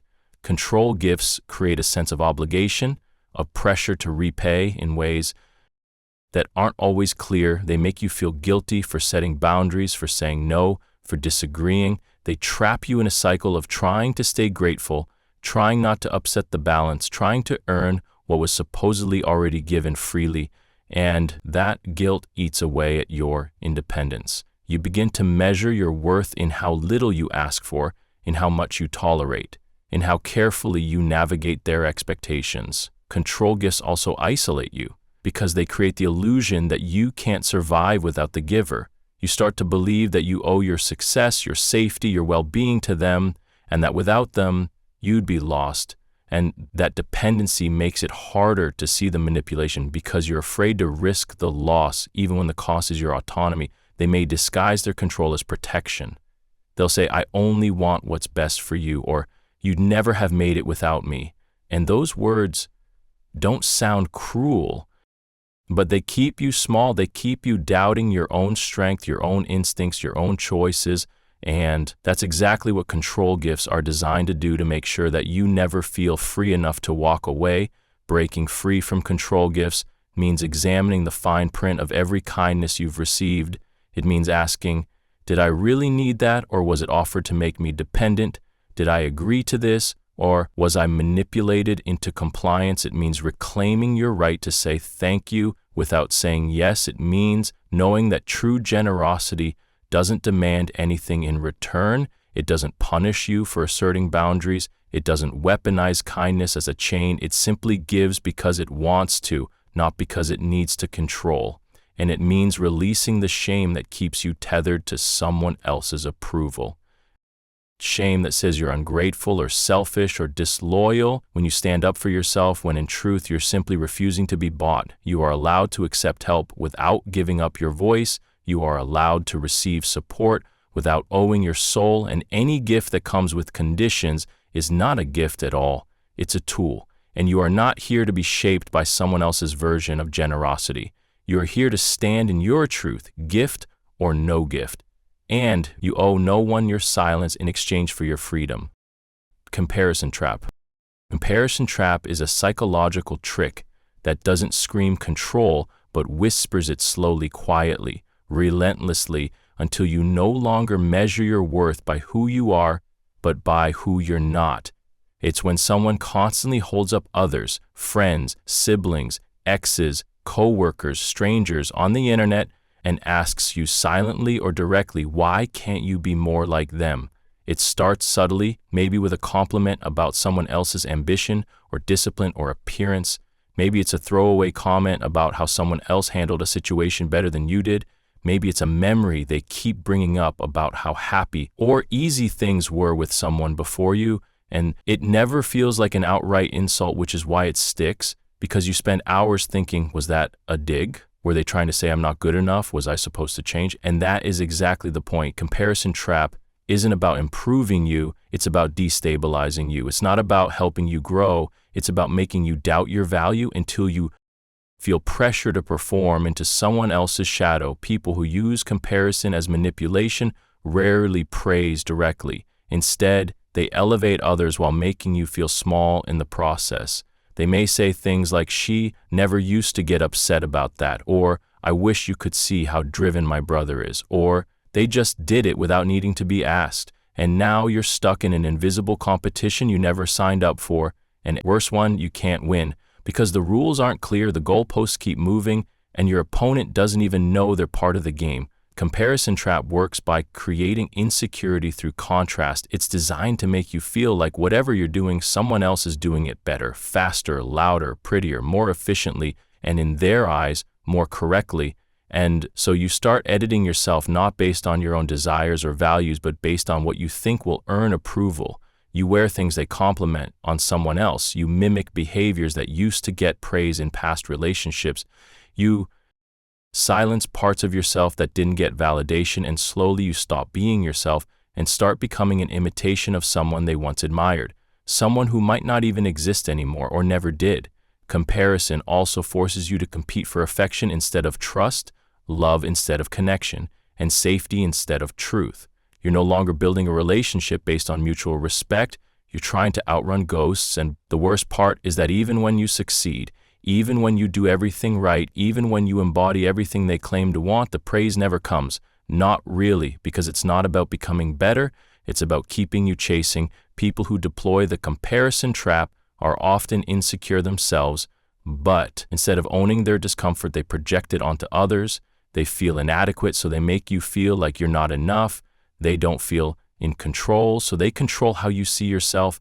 They create standards they themselves couldn't meet but demand that you strive for anyway. And when you fall short, they act disappointed not because you failed but because they won, again by keeping you uncertain. The trap also conditions you to see others as threats, not allies. It encourages jealousy and fear of replacement. It pushes you to see people not as peers but as rivals, and that can isolate you from friendships, connections, support systems, because you begin to feel like everyone else is doing better, is more loved, more chosen, more admired, and that isolation feeds their power over you. Breaking free from the comparison trap means calling out the manipulation, not necessarily to them, but to yourself. It means asking, do I feel like I'm enough around this person or constantly lacking? Do I feel like I'm being measured or loved? Do I trust myself to define my value, or have I handed that power over? It means setting boundaries with how much you internalize their praise of others. It means recognizing that compliments about others are not automatically criticisms of you, and that if someone constantly makes you feel like a runner-up, they're not trying to build you up, they're keeping you beneath them. It means reclaiming your uniqueness, not in opposition to others, but as something inherently valuable. It means finding people who celebrate your individuality instead of comparing it to someone you'll never be. And it means choosing peace over performance, presence over perfection, and truth over approval, because real love doesn't make you compete. It sees you, it hears you, it holds you as you are. And anyone who uses comparison to motivate you isn't inspiring you, they're managing you, and you don't have to be better than anyone to be worthy of everything. Learned helplessness. Learned helplessness is one of the most insidious psychological traps because it doesn't start with laziness or weakness, it starts with repeated experiences of powerlessness until you no longer believe that trying makes a difference. It's not a lack of ability, it's the conditioned belief that your ability doesn't matter. And over time, that belief becomes a mindset, a default setting, a way of living where you no longer reach for solutions or advocate for your needs or challenge what hurts you, because what's the point? Nothing changes anyway. People who use this as a manipulation tool understand that the easiest way to control someone is to make them believe they can't control themselves. They don't have to lock you in a cage if they can convince you that the door is too heavy to open. They don't have to silence you if they can convince you that speaking up is useless. Learned helplessness often starts in environments of chronic unpredictability. Environments where the rules constantly change, where efforts are ignored or punished, where the emotional cost of trying is too high. Over time, the brain adapts. It says, don't try again, don't risk again, don't trust again, and that adaptation protects you in the short term, but imprisons you in the long term. Manipulators reinforce this pattern by dismissing your attempts to grow. They say you're being dramatic or unrealistic or that you'll fail again, and they point to the past not to reflect, but to remind you who you were when you were weakest, and so you begin to fear your own ambition, your own ideas, your own voice, not because you don't have them, but because you've been taught to expect failure and ridicule, not change. Learned helplessness also shows up in relationships as emotional dependency. You don't speak up when something hurts because they've convinced you that nothing will come of it. You don't set boundaries because they've trained you to believe those boundaries will be ignored. You don't leave because the idea of independence feels not just terrifying but impossible. And so you stay stuck not because you want to, but because you've forgotten how to move. They say things like, I'm the only one who will put up with you, or you need me more than you think, or where else would you go? And each phrase is a nail in the invisible coffin of your confidence. Learned helplessness also causes you to question every moment of agency. You begin to ask for permission instead of asserting your needs. You apologize for having needs at all. You shrink from decisions. You wait for instructions, and you stop believing in your capacity to change your life and the world around you. You begin to feel like a bystander in your own story, and that disconnection becomes its own prison. Breaking free from learned helplessness means rebuilding your relationship with risk. It means taking small steps and recognizing that even when the outcome isn't perfect, your effort matters. It means catching the moment you say, I can't, and asking, is that true or is that a belief someone else gave me? It means noticing when you surrender before even trying, and realizing that fear of failure is not a sign to stop, it's a signal that you're close to something important. It means honoring your past, without living in it, knowing that just because things didn't work before doesn't mean they never will. It means remembering that change is often slow, inconsistent, frustrating, and that doesn't make it meaningless. It makes it real. You were never helpless. You were conditioned to feel that way. And every time you act anyway, every time you speak despite fear, move despite doubt, create despite insecurity, you break that conditioning one choice at a time, one voice at a time, one breath at a time. Learned helplessness is not who you are. It's something that was taught can be unlearned, especially when the truth is that you were powerful all along. Weaponized silence. Weaponized silence is a psychological trick that transforms something as ordinary as not speaking into a tool of dominance. It's not the silence of reflection or calm or peace. It's the kind of silence used to punish, to control, to destabilize, to make you question your reality, your value, your voice. It's when someone chooses silence not because they have nothing to say, but because they know their refusal to speak will speak the loudest. It's when they withhold communication, affection, explanation, or acknowledgement, and use that absence as a form of power. The most dangerous thing about weaponized silence is that it's invisible. No words are spoken, no fingers are pointed, no blame is said aloud, and yet you feel it in your stomach, in your chest, in your sleep. You feel it in the way the air shifts when they enter the room. And say nothing, in the way your messages go unanswered for days, in the way you try to fix something when I don't even know what's broken. Weaponized silence is designed to make you chase, make you explain, make you apologize for things you don't even understand. Because when someone refuses to tell you what's wrong, your mind fills in the blanks. And because we tend to blame ourselves, those blanks almost always become self-criticism. You begin wondering, what did I say wrong? What did I do wrong? Why are they ignoring me? And instead of holding them accountable for their communication failure, you hold yourself accountable for their emotional withholding.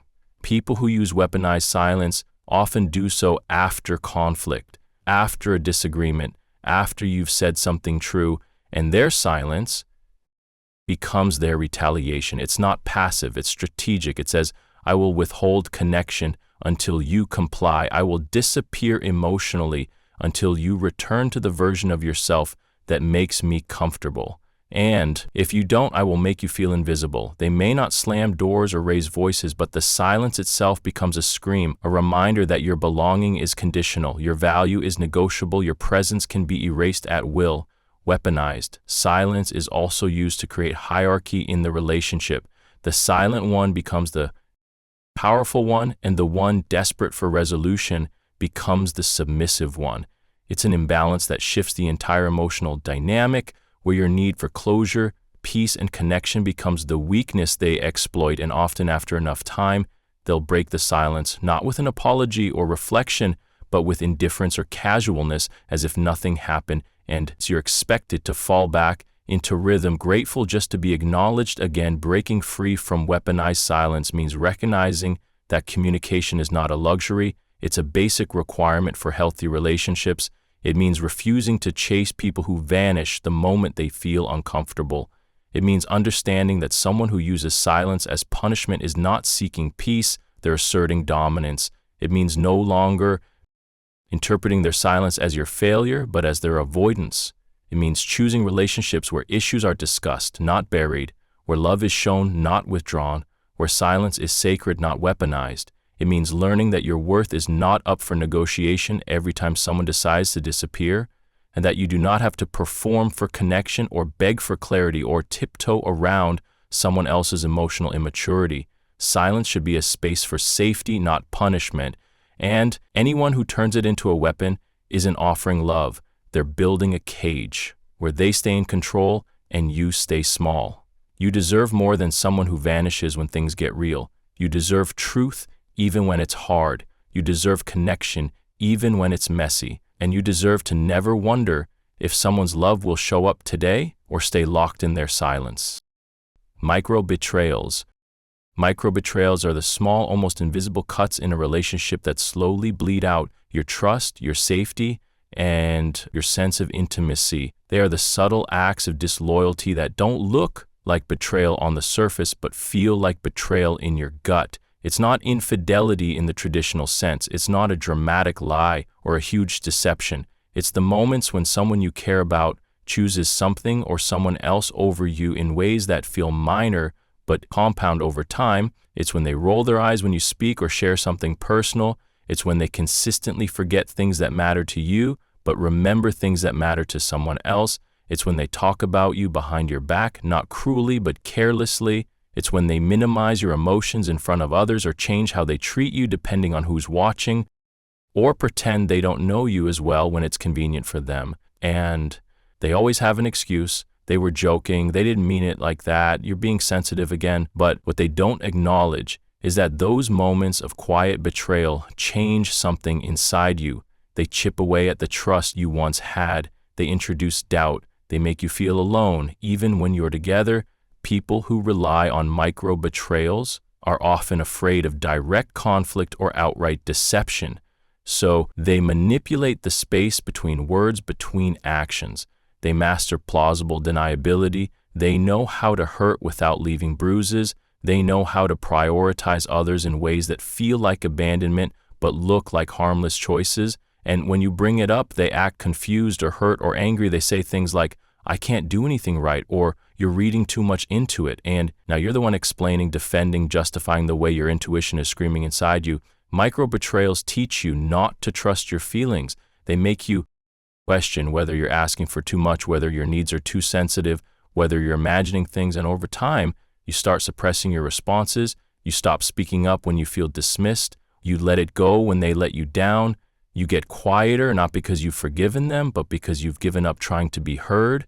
Micro betrayals also destroy emotional intimacy because intimacy requires safety, and safety requires consistency.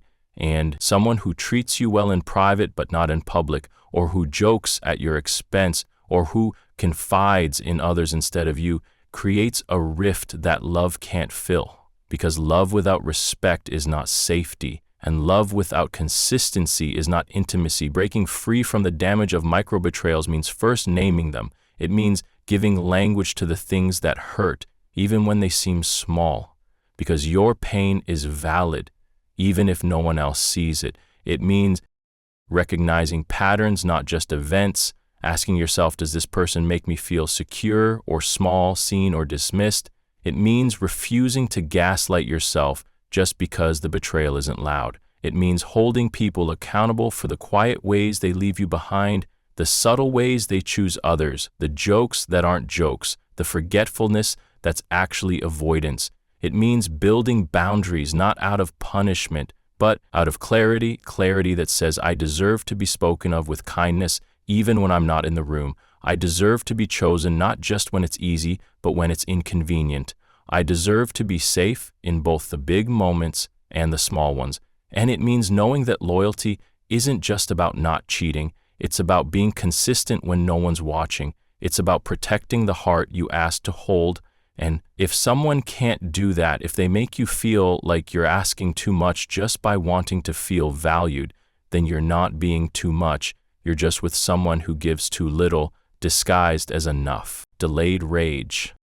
Delayed rage is a psychological trick that waits, it watches, it stores your mistakes, your tone, your boundary, your disagreement, your independence, and it holds them like weapons waiting for the right moment to explode. It's not the kind of anger that flares up in the moment. It's the kind that simmers underneath a calm exterior, the kind that smiles while taking mental notes, the kind that doesn't forget, it only delays. It's strategic, not spontaneous, and its timing is part of its power because when it finally erupts, it's so far removed from the original issue that you feel disoriented, confused, and ashamed without fully understanding why. Delayed rage is the opposite of honest conflict. It's not about working through something together. It's about building a silent case against you, a list of unspoken grievances, a mental file cabinet of every time you failed to meet expectations. And then one day, usually when you're already vulnerable, they open that cabinet and dump everything at once. It could be triggered by something small, a question, a request, a boundary, and suddenly they're reciting things from weeks or months ago, throwing accusations and resentment you thought had been resolved, and you're standing there trying to defend yourself against a history you didn't know was still alive. Manipulators use delayed rage as a form of control because it rewrites the power dynamic. When they finally release the anger, they've been storing. They're not just upset. They're prosecutors, and you're on trial. And because the anger is so intense and so sudden, you go into defense mode. You stop focusing on what just happened and start scrambling to address all the old wounds they've dragged into the light again. Delayed rage also punishes vulnerability. If you shared something weeks ago, something that made you feel small or ashamed or uncertain, they might have nodded, then they might have even comforted you, but now that they're angry, they use it as ammunition. They say things like, well, maybe if you weren't so needy, or you're always making everything about you, and that moment you trusted them with becomes another knife in their drawer, ready to be used when it benefits them most. Delayed rage creates anxiety because you never know what's real. When someone says they're fine, are they really fine? Or are they just filing away another moment to use later when they say it's okay? Do they mean it? Or are they collecting interest on their silence? You start tiptoeing around conversations, not because they're sensitive, but because you're afraid of being blindsided again. Delayed rage destroys trust because trust requires honesty and consistency, and someone who refuses to express their discomfort until it becomes a weapon isn't being honest, they're being calculating. They don't want resolution, they want dominance. Breaking free from the grip of delayed rage means learning to trust patterns over promises. It means noticing when someone consistently avoids conflict only to unleash it later in ways that feel disproportionate and cruel. It means calling out the disconnect between the moment and the reaction, saying things like, "This feels bigger than what just happened," or "I'm not going to defend myself against every mistake you didn't talk to me about when it happened." It means refusing to accept emotional landmines as normal and instead insisting on real-time communication and repair, not retroactive punishment. It means setting boundaries that say, if something's wrong, I need you to tell me now, not store it until it's convenient to hurt me with it. And it means knowing that rage isn't always a sign of passion. Sometimes it's a tool of precision used to keep you in fear, used to make you doubt your goodness, your memory, your right to exist without constantly atoning for someone else's unspoken grievances. Delayed rage is not just anger, it's manipulation, and no one has the right to explode at you for things they refused to address when they mattered. Your voice matters in the moment, not just in the aftermath, and anyone who won't speak up until it's too late isn't looking for healing, they're looking for control. False healing.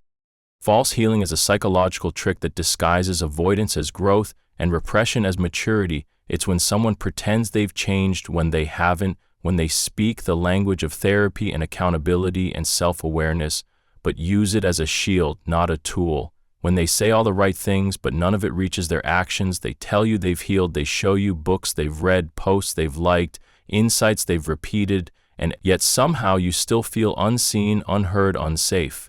Because their healing is not embodied, it's performed, it's curated, it's strategic, and it's usually timed perfectly. Right after a rupture, when you've pulled away, when you've threatened to leave, when you've finally drawn a line, and instead of meeting you in the discomfort, they leap over it by declaring, "I've changed, I get it now, I'm better," but nothing about the relationship actually shifts. They use phrases like, "I take full responsibility," but their behavior continues. They say, "I've been working on myself," but the work never involves you or the impact they've had. They say, "I know I hurt you," but they never ask what you need to feel safe. They expect your forgiveness simply because they've acknowledged their fault, not because they've rebuilt the trust. They broke. False healing thrives in people who want the image of transformation, but not the discomfort it requires. They want to be seen as healed without facing the wreckage they caused. They want you to believe they're different, so you'll drop your guard again, so you'll let them back in, so they can avoid true accountability, which is slow, hard, humbling, and never about words. It's about change. They might cry, they might apologize, they might be gentle for a while, and it feels hopeful, like maybe this time it's real. But over time, the cracks begin to show. They interrupt your pain to talk about how guilty they feel. They rush your healing because they're tired of feeling bad. They bring up their efforts constantly as proof that you should move on already, and soon you realize their healing wasn't about making you feel safe. It was about making themselves feel better. False healing also hijacks your recovery. It makes you question your instincts. because you want to believe in their growth. You want to believe people can change. And when they say all the things you once begged them to understand, it's tempting to trust again. But then you notice how they still gaslight you, how they still avoid hard conversations, how they still twist your words, how they still need to win instead of connect. And the dissonance becomes unbearable because now they're pretending to be safe while still being dangerous. And that makes you feel crazy, like maybe it's your fault for not healing fast enough. Maybe you're the one who can't let go. Maybe you're holding a grudge.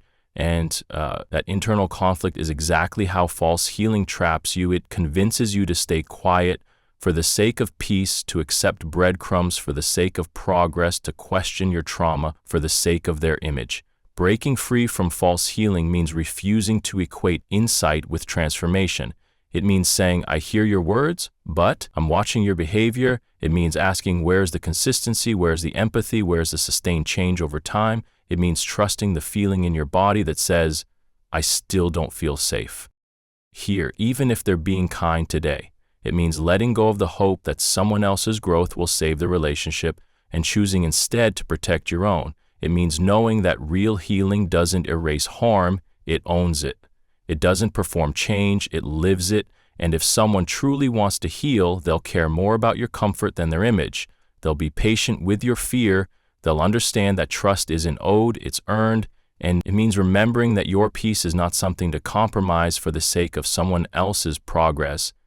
You don't have to stay to prove you believe in growth. You're allowed to walk away and heal on your own terms, especially when their healing is just another mask for their control. Crisis bonding. Crisis bonding is a psychological trick that forges intense emotional attachment not through stability but through chaos. It's when someone creates or amplifies emotional emergencies, real or manufactured, to draw you closer to them again and again, until you begin to associate love with stress, connection with urgency, and intimacy with adrenaline. They use panic and breakdowns not as expressions of vulnerability, but as anchors to tether you in place. Because as long as they're always falling apart, you'll never have the space to ask if you're okay. Crisis bonding often begins with dramatic highs and lows. They confide in you with intensity. They reveal deep traumas quickly. They collapse into your arms after a fight with someone else or a failure or a secret pain, and you feel special, needed, trusted. You become their emotional first responder, and at first that feels like love, like depth, like meaning. But over time you begin to realize that there's always something wrong, always something that demands your energy, your attention, your sacrifice, and somehow you're always the one doing the saving, they might say.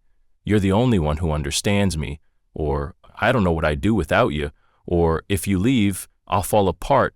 And those words sound like devotion, but they're really just emotional traps. Crisis bonding works because it keeps you in survival mode when things are constantly urgent.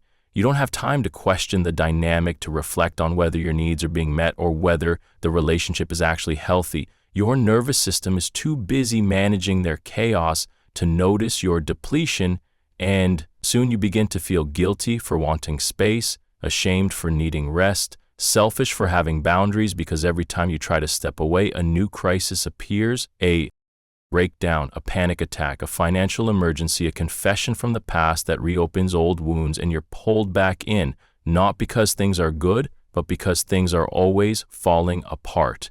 Manipulators who use crisis bonding often play the victim convincingly. They don't take responsibility, they deflect, they blame circumstances, other people, their past, and because you're empathetic, because you want to help, you keep showing up, you keep investing, you keep giving more than you have, and that imbalance becomes the foundation of the relationship. Their need becomes the proof of your importance, and you begin to confuse intensity with intimacy. You start believing that the more you suffer, the more it must matter.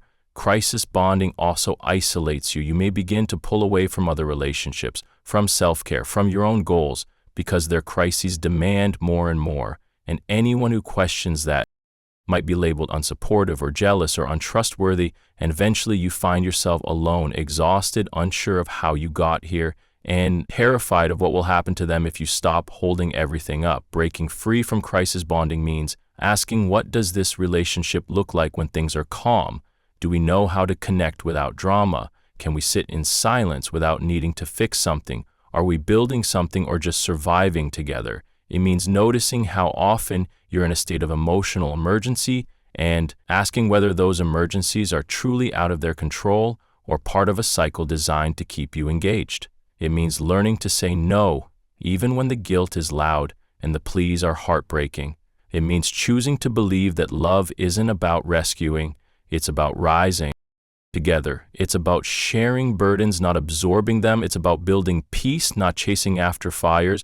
And it means reclaiming your energy, your time, your emotional space, and refusing to spend your life trapped in someone else's storm. No matter how convincing their pain, no matter how familiar the chaos, you are not responsible for fixing people who refuse to heal, and you are not obligated to stay just because someone keeps breaking in front of you. Crisis bonding is not love, it's emotional entrapment dressed as intensity, and you are allowed to step away. Even if they fall apart, even if they cry, even if they swear, you're their last hope, because your peace is not a price you have to pay to feel needed. Virtue gaslighting. Virtue gaslighting is a psychological trick that uses morality, empathy, or righteousness not to uplift but to manipulate.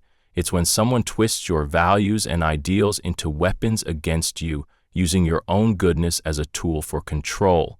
They don't attack your flaws directly, instead they praise your compassion, your patience, your willingness to understand, and then use those very traits to keep you compliant, to guilt you into silence, to make you second-guess your boundaries, your anger, your pain. It sounds like, shouldn't you be more forgiving, or you're better than this, or what would a good person do? And suddenly you're not just defending your needs, you're defending your character. Manipulators who use virtue gaslighting are often charming, respected, or appear deeply principled. They speak the language of fairness, justice, empathy, but their actions contradict their words. They appeal to your higher self, not because they want to meet you there, but because they know it's the quickest way to make you surrender your instincts. Virtue gaslighting thrives in emotionally intelligent spaces. It lives in relationships where kindness is valued, where people try to be understanding, where the goal is growth and connection, and that's what makes it so hard to spot, because it doesn't look like abuse, it looks like philosophy, it looks like conversation, it looks like reasoned debate, and when you express discomfort or anger or pain, they say, "I thought you were more open-minded," or "I didn't expect you to react this way." Or you say you're about empathy, but where's your empathy for me? And now you're not just navigating harm, you're navigating moral shame, false accusations of hypocrisy, and the fear that maybe they're right, maybe you are failing your own standards. Virtue gaslighting is especially dangerous because it targets people with high emotional integrity, the kind of people who self-reflect, who own their mistakes, who try to grow, and that self-awareness becomes the lever manipulators use to keep you emotionally submissive. They know you'll question yourself before you question them, and so they build a narrative where your truth is selfish, your boundaries are rigid, your anger is unspiritual, and your desire for change is a sign that you're not the person you claim to be. Virtue gaslighting reframes your strength as weakness, your voice as aggression, your trauma as overreaction, and it often happens so subtly that you don't even realize it's happening until you've lost confidence in your ability to stand up for yourself. Breaking free from virtue gaslighting means reclaiming your values without letting them be used against you. It means understanding that empathy is not the same as self-erasure, that kindness does not mean compliance, that being a good person doesn't require you to tolerate harm. It means separating your true intentions from the manipulative mirror someone else is holding up. It means asking yourself, am I being guilted into this, or am I choosing it freely? Do I feel empowered or ashamed in this conversation? Is my value being honored or exploited? It means remembering that being compassionate doesn't mean never being angry, that being fair doesn't mean allowing injustice, and that being peaceful doesn't mean never setting a boundary. It means trusting that your morality is not conditional on someone else's comfort, that you can be loving and still say no, that you can be understanding and still walk away. And it means refusing to let someone else's version of virtue become a cage that keeps you silent. Virtue gaslighting is not about truth, it's about control. It's about making you believe that your goodness requires obedience, that your character depends on compliance, and that your self-worth is measured by how much you can endure. But the truth is, your integrity is strongest when it's honest, not when it's convenient. And you never have to sacrifice your well-being to prove your virtue to anyone, especially someone who only sees your goodness as a tool for their gain. Fear priming. Fear priming is a psychological trick that conditions you to expect danger, even when there's none. It's when someone repeatedly injects fear into your mind, not with direct threats, but through subtle suggestions, warnings, hypothetical disasters, and exaggerated consequences. They create a landscape where anxiety becomes your normal state of being, where your decisions, your relationships, your freedom are all filtered through the question, what if it goes wrong? What if I fail? What if they're right? Fear priming isn't always loud. It can sound like concern or advice or love. They say things like, I'm just trying to protect you, or you don't realize how dangerous that is, or you'll regret it if you're not careful. And slowly your world begins to shrink, your trust in yourself starts to erode, and their voice becomes louder than your own fear priming. It begins with stories, sometimes true, sometimes distorted, of everything that could go wrong if you take a risk, if you set a boundary, if you walk away. They point to others who've tried and failed, to people who've gotten hurt, to relationships that ended badly, and they say, see, that's why you should stay, that's why you shouldn't speak up, that's why you need me. And because they've tied their fear to your safety, it feels almost cruel to resist it, but it's not protection, it's programming. They teach you to associate change with danger, solitude with disaster, independence with loneliness.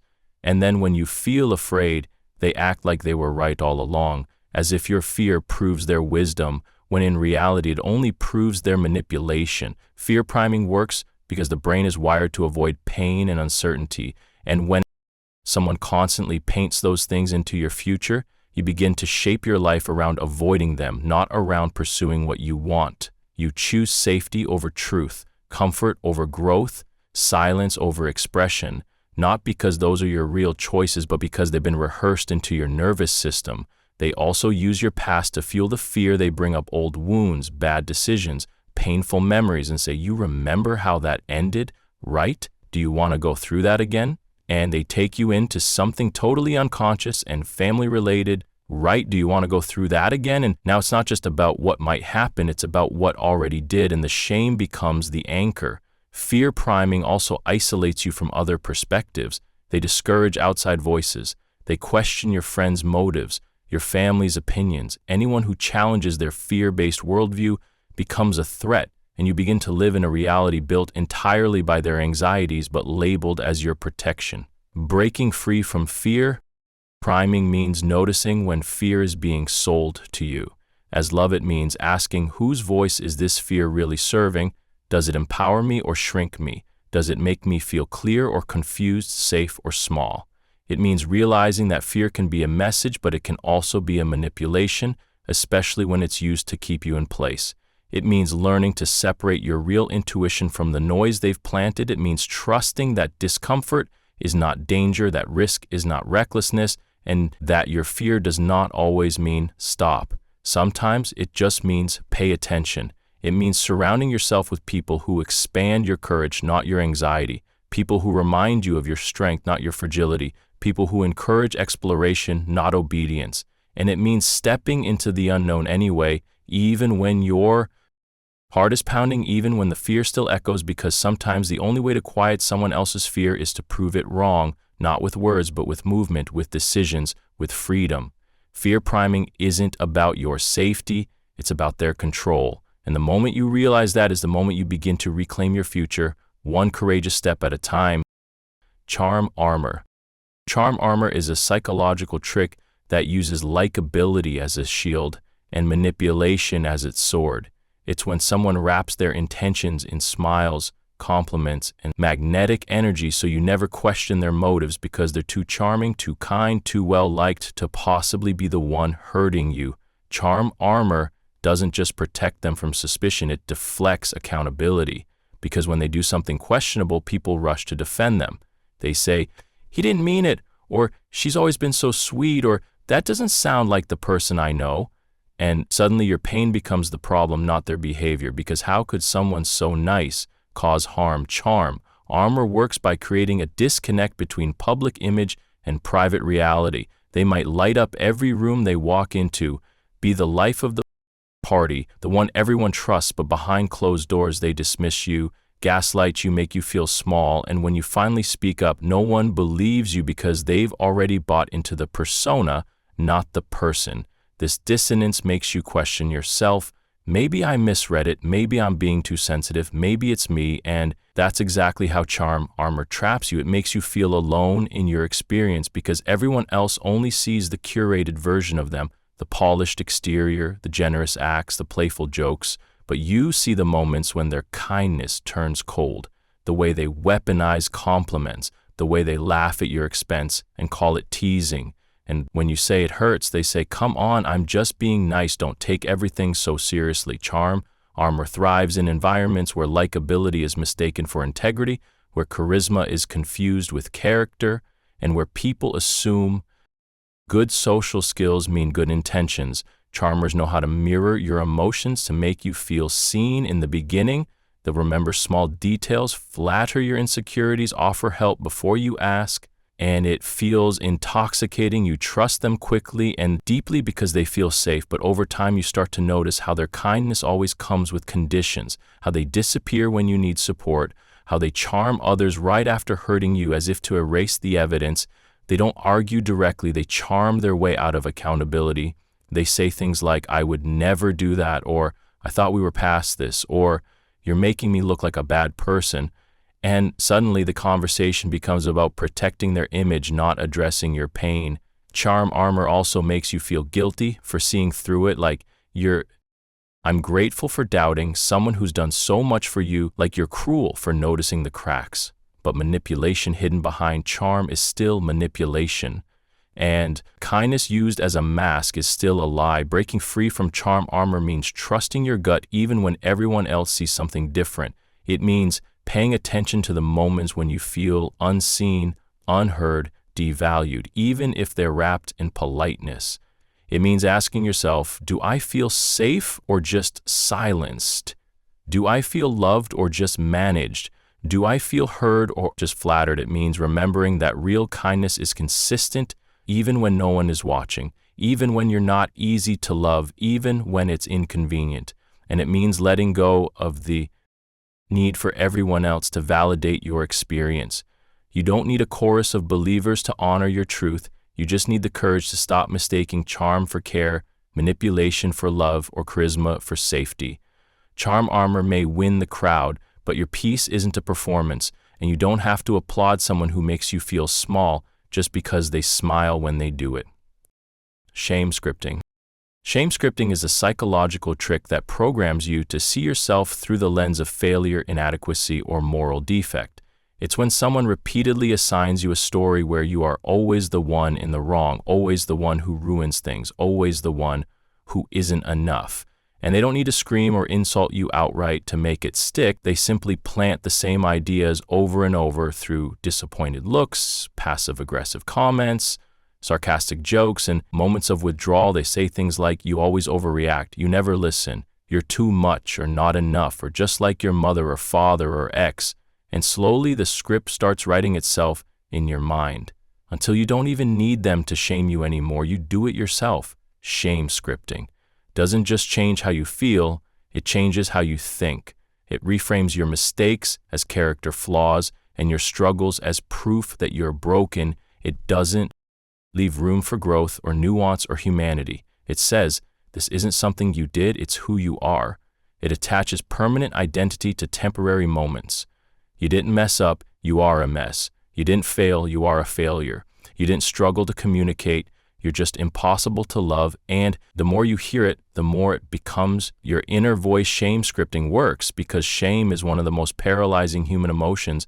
It isolates you, it silences you, it makes you easier to control because people who feel ashamed don't ask for better. They don't set boundaries, they don't walk away, they stay trying to prove they're good enough to earn back basic kindness.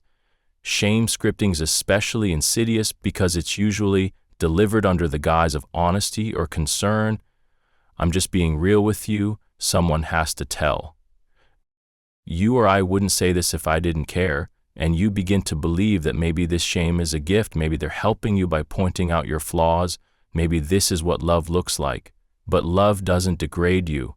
Love doesn't require you to shrink to deserve care. Love doesn't treat your worst day like your whole identity and call it truth. People who use shame scripting as a manipulation tool are often deeply insecure themselves, but rather than face their own wounds, they offload that pain onto you by making you carry the weight of their projections, their criticisms, their regrets.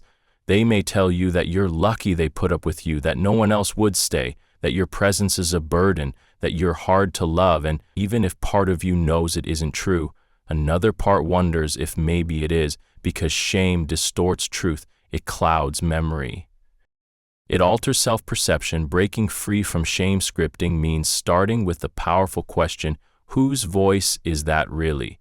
When you hear yourself thinking, I'm too much, or I always ruin things, ask whose words those are and when did they first appear. It means separating who you are from what you've done, from what you feel, from what others have projected onto you. It means remembering that being imperfect doesn't make you shameful, it makes you human. It means refusing to internalize someone else's inability to love you in a healthy way. It means knowing that your worth isn't conditional, your value isn't earned through obedience, and your identity isn't defined by your hardest moments or by someone else's inability to see your light. It means rewriting the script with truth, not with perfection, but with compassion, with forgiveness, with voice. And it means building relationships where love doesn't feel like performance, where care isn't measured by guilt, and where truth doesn't hurt more than the lie. Shame scripting is not your story to carry. You get to write your own, and you get to write it in the language of healing, not humiliation. Control fatigue. Control fatigue is a psychological trick that wears you down, not with one overwhelming act of dominance, but with the constant, steady pressure of needing to manage someone else's moods, rules, expectations, and unspoken demands. It's not control in the form of screaming or ultimatums. It's control in the form of walking on eggshells, of calculating every word before you speak, of second-guessing what version of them you'll get today. It's the exhaustion that builds when you're responsible for their comfort, their triggers, their validation, their sense of power. It's when they don't have to say, do what I want, because you've already trained yourself to do it before they ask. Control fatigue starts subtly at first. They correct how you tell a story. They criticize how you clean, how you dress, how you drive, how you speak. They roll their eyes when you offer an opinion. They sigh when you get something wrong. And slowly you learn to adjust, to filter, to predict. And because the punishment isn't always obvious, no screaming, no violence, no harsh consequences, it's easy to convince yourself you're just being considerate or accommodating or loving. But the truth is, you're bending to fit into a box they never let you design. And the longer you stay, the more tired you become. Control fatigue isn't about one big rule. It's about 1,000 tiny expectations that keep shifting. They say they want honesty, but get cold when you tell the truth. They say they love your independence, but sulk when you make plans without them. They say they're fine, but punish you with silence when they're not, and so you spend your energy managing them instead of living as you, and the fatigue grows because the reward is never peace, it's only temporary relief. Control fatigue convinces you that it's easier to comply than confront, easier to shrink than explain, easier to change than ask them to, and that convenience becomes the cost of your authenticity. You lose track of your opinions, your preferences, your voice, and when people ask what do you want or how do you feel, you hesitate because you've been so busy surviving their moods, you forgot your own. Breaking free from control fatigue means noticing the cost of constant adjustment. It means asking, how often am I changing myself to avoid their reaction? How often do I anticipate their needs while neglecting mine? How often does my silence feel safer than my truth? It means remembering that love doesn't require you to be perfect, just present. That safety isn't about avoiding someone's rage, it's about being able to exist freely. That support doesn't mean compliance, and comfort doesn't mean control. It means building relationships where compromise is mutual, not one-sided, where communication is clear, not coded, where your needs aren't an inconvenience, but a part of the conversation. It means reclaiming your right to be messy, to be misunderstood, to be human, without having to rehearse it all in your head first. And it means trusting that you don't have to manage someone else's emotional landscape in order to be worthy of peace. Control fatigue is real. And if you're tired not because life is hard, but because your relationship feels like a performance, that's not love, that's exhaustion. And you deserve better than a life spent tiptoeing. Guilt anchoring. Guilt anchoring is a psychological trick that keeps you tied to someone not through love or loyalty, but through constant reminders of what you owe them. It's when someone attaches guilt to every interaction, every decision, every attempt to separate or stand on your own. They don't ask for your affection, they demand it through subtle manipulation. They don't build connection, they maintain possession, and they do it by convincing you that your freedom equals their suffering. Guilt anchoring starts small, they help you with something and then remind you of it for months. They support you during a low point and use it as leverage. They say things like, "After everything I've done for you," or "You wouldn't be where you are without me," or "This is how you repay me," and suddenly your choices aren't really choices, they're debts being collected over and over again. Guilt anchoring thrives in relationships where one person positions themselves as the savior, the martyr, the one who sacrifices, and because you're empathetic or kind or just trying to avoid more drama, you start giving in. You say yes when you want to say no, you explain yourself when you shouldn't have to, you suppress your needs to avoid being accused of being selfish, and the more you comply, the more they reinforce the narrative that your worth is tied to what you give back. Guilt anchoring becomes especially effective when tied to love or family or long history. They say things like, "No one will love you like I do," or "Your friends wouldn't do half of what I've done," or "I stuck by you when no one else did," and that history gets weaponized, not cherished. It's no longer a shared journey, it's a scoreboard, where they're always ahead and you're always catching up. Manipulators who use guilt anchoring aren't interested in mutual respect, they want control, but they know direct control looks abusive, so they dress it up in sacrifice, in support, in emotional debt.